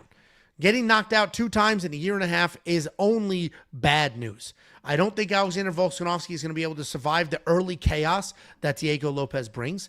I don't think Volkanovski is going to just take over after giving up what is likely a 10-8 round in the first or the second. And unless Diego Lopes comes out here trying to conserve energy, not doing what he's supposed to do, I do think there's a changing of the guard here, and that's not because I don't love Alexander Volkanovski. The dude is an all-time talent at this weight class, an all-time personality in the UFC ever, but I do think age is going to be a problem here. He's old. He's worn out. Diego Lopes is just going to be too much at this point in his career. What do you think, Jakey boy? Yeah, I respect everything that Alexander Volkanovski brings into this fight. You know, his accolades, who he used to be as a fighter. There's no doubting the greatness and the people that Volkanovski has beat. I mean, he's an all-time great, considered one of the greatest featherweights, if not the greatest featherweight of all time. And he'll never lose that. No matter what he does, he'll never lose who he was as a fighter. But one of the reasons why I was so high on Ilia in that Volkanovski fight was I don't think he's not gonna be ready for that speed. There's certain speed that you think you're ready for, and especially as you get older, Angelo, I think, I know this better than anybody. I was a very high level Call of Duty player, right? And one of the first things that, you can laugh all you want, but I mean, the tape was there, the YouTube page, everything, right? The first thing that goes, and people in the chat will agree with me, and Angelo's probably going to make fun of me, but if you're like a professional video game player, especially Call of Duty, your career basically is almost over by your late 20s, because your reflexes just start at that high level. When your reflexes need to be like a fucking millisecond, boom, boom, boom, right? Because there's not a greater sport than fucking Call of Duty, I'll tell you that, right? The highest level of athletes are playing Call of Duty on the main stage land.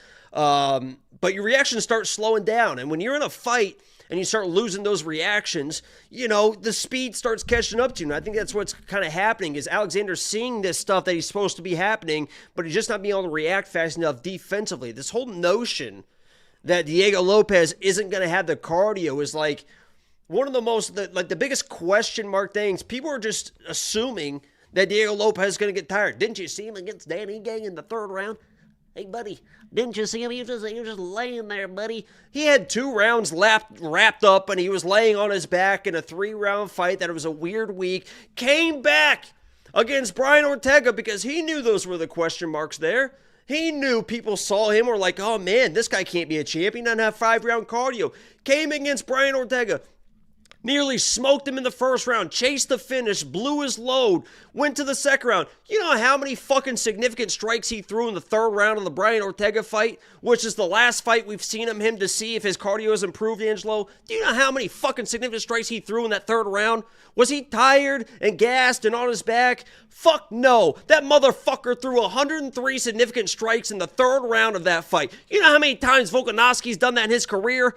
0 fucking times. Diego Lopez's cardio is going to be fine. Even if this goes 5 rounds, I think the speed's going to be too much. But honestly, I think he comes forward. Volk's probably going to have a wrestling game plan that isn't going to work because Diego has just leveled up his wrestling to a level that I think is going to surprise everybody in this fight. And when the takedowns don't work and he tries to stay on the outside with a calf kick, Diego's going to come in with that pressure. The speed, the power is going to surprise Volkanovski once again. We're going to get an and new. Diego has been dreaming, believing, and now he is going to make it happen. I've been a Diego fan since the Movsar Evloev fight. I sat there and I said, dude, guys, he might win this fucking fight.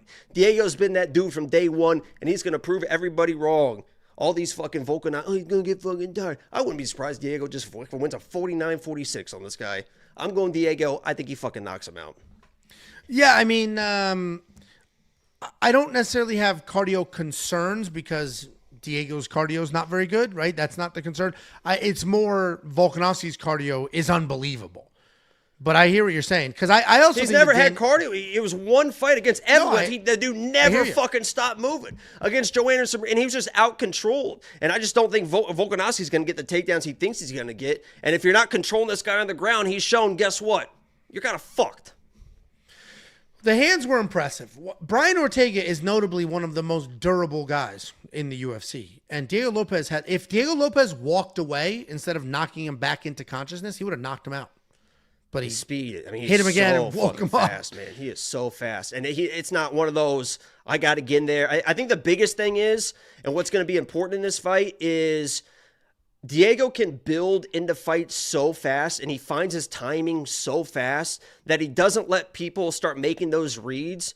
And if he is a little bit more hesitant and Volkanovski starts to build into who he used to be, it's probably going to be an issue, right? But Diego makes reads so fast. Like that Ortega was just boom, boom. I mean, right off the rip, it's so fast that I don't think Volkanovski is going to be able to get comfortable before he's getting hit. And once he's getting hit, he's going to be in trouble.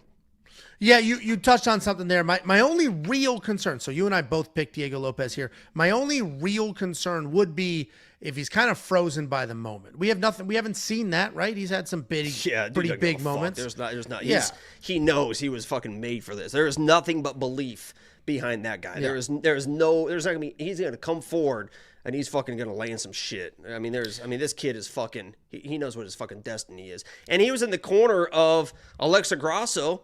I mean, when she pulled off that big upset, he's right there. He's been there. He's seen it in front. He's seen that feeling, and he knows it's possible. And I'm not saying it's that big of an upset. Obviously, he might even flip to a favorite, but the way some people are acting, it's like he's a fucking plus 300 dog. But well, the funniest part about all this is he lost to Movsar Evloev, who is undefeated and could have very easily gotten this fight. And the UFC's like, nah, you're boring as fuck. And it's funny. The only reason he got that fight was Bryce Mitchell's fight. Bryce Mitchell pulled out last second because actually Bryce Mitchell was going to be my lock of the week versus Evloev. Pulled out. And now Diego loses the fight to Evloev, is the main event on a card that Bryce is fighting on, and Evloev hasn't lost since then, but he's not fighting for the title. It's a very weird situation. It is fun. I mean, if that doesn't show you that UFC doesn't like boring wrestlers, then it is what it is. Like, he literally has a win over this guy and hasn't lost since. It's not like he lost. So, either way, this is a great main event. $8,000 in DraftKings Fantasy, $8,200. Listen, whoever wins is going to score really well. I'm on the Diego side, so I'll spend the $8,000. 5 rounds to score in, or maybe he gets it done early. Oh, yeah. People were talking about his tits, his fucking tick, too, because Rogan was, like, freaking out. I don't know how. It's so obvious when these people don't watch tape, when they start talking about stuff like this, like when fighters have ticks. You'll see Diego Lopez, when he's got his hands up, his backhand, he'll keep going like this to his neck, and Rogan's like, I think something's wrong with his throat. And John Anik had to step in and be like, no, it's just what he does it. He said that, I guess he's got a scar that when it starts sweating, it itches a lot. And just in training and stuff, he's always like itching his fucking, so it just became a thing. Like people will touch their head, or he just always like reaches down and touches his neck. He reaches and touches his neck.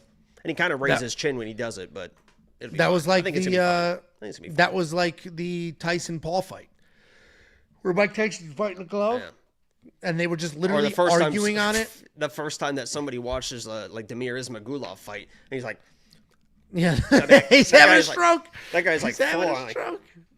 Yeah.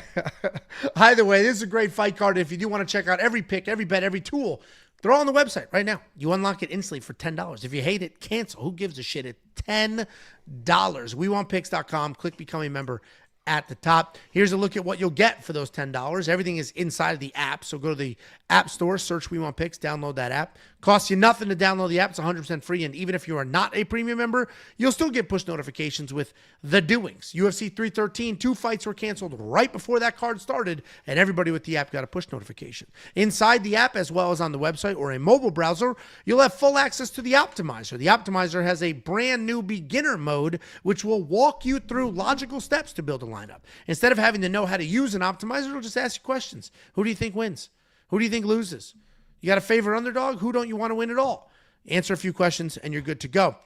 We have a fight simulator as well. This will simulate fights 100,000 times using historical grappling stats, historical striking stats, implied probability, and other data points. We have a tool called the Data Analyzer where you can do your own research. You can pull up any fight now or in the future, pull up the fighter, who they're fighting, all of the stats, all of the data. You can stack filters. You can narrow down to whatever you're looking for. And then you can even watch the actual fights themselves because we have a full tape index built into this tool. We have a line movement tracker. This will give you the opening odds, the current odds of win probability, and the line movement for every fighter on every card. We have a tool called the Prop Hunter. This is a curated set of data specifically designed to help you find prop bets.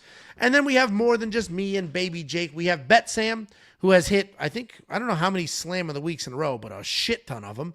We have Artem picking non-UFC fights at a remarkable accuracy. And with PFL back in business, Dana White Contender Series coming around the corner, you're going to need to check out Artem. And then we have an artificial intelligence picking fights based solely off of historical data. Every single thing we do, one package, no tiers, no bullshit, no upsells. WeWantPicks.com. Click Become a Member at the top. It is only $10 for an entire month's worth of access.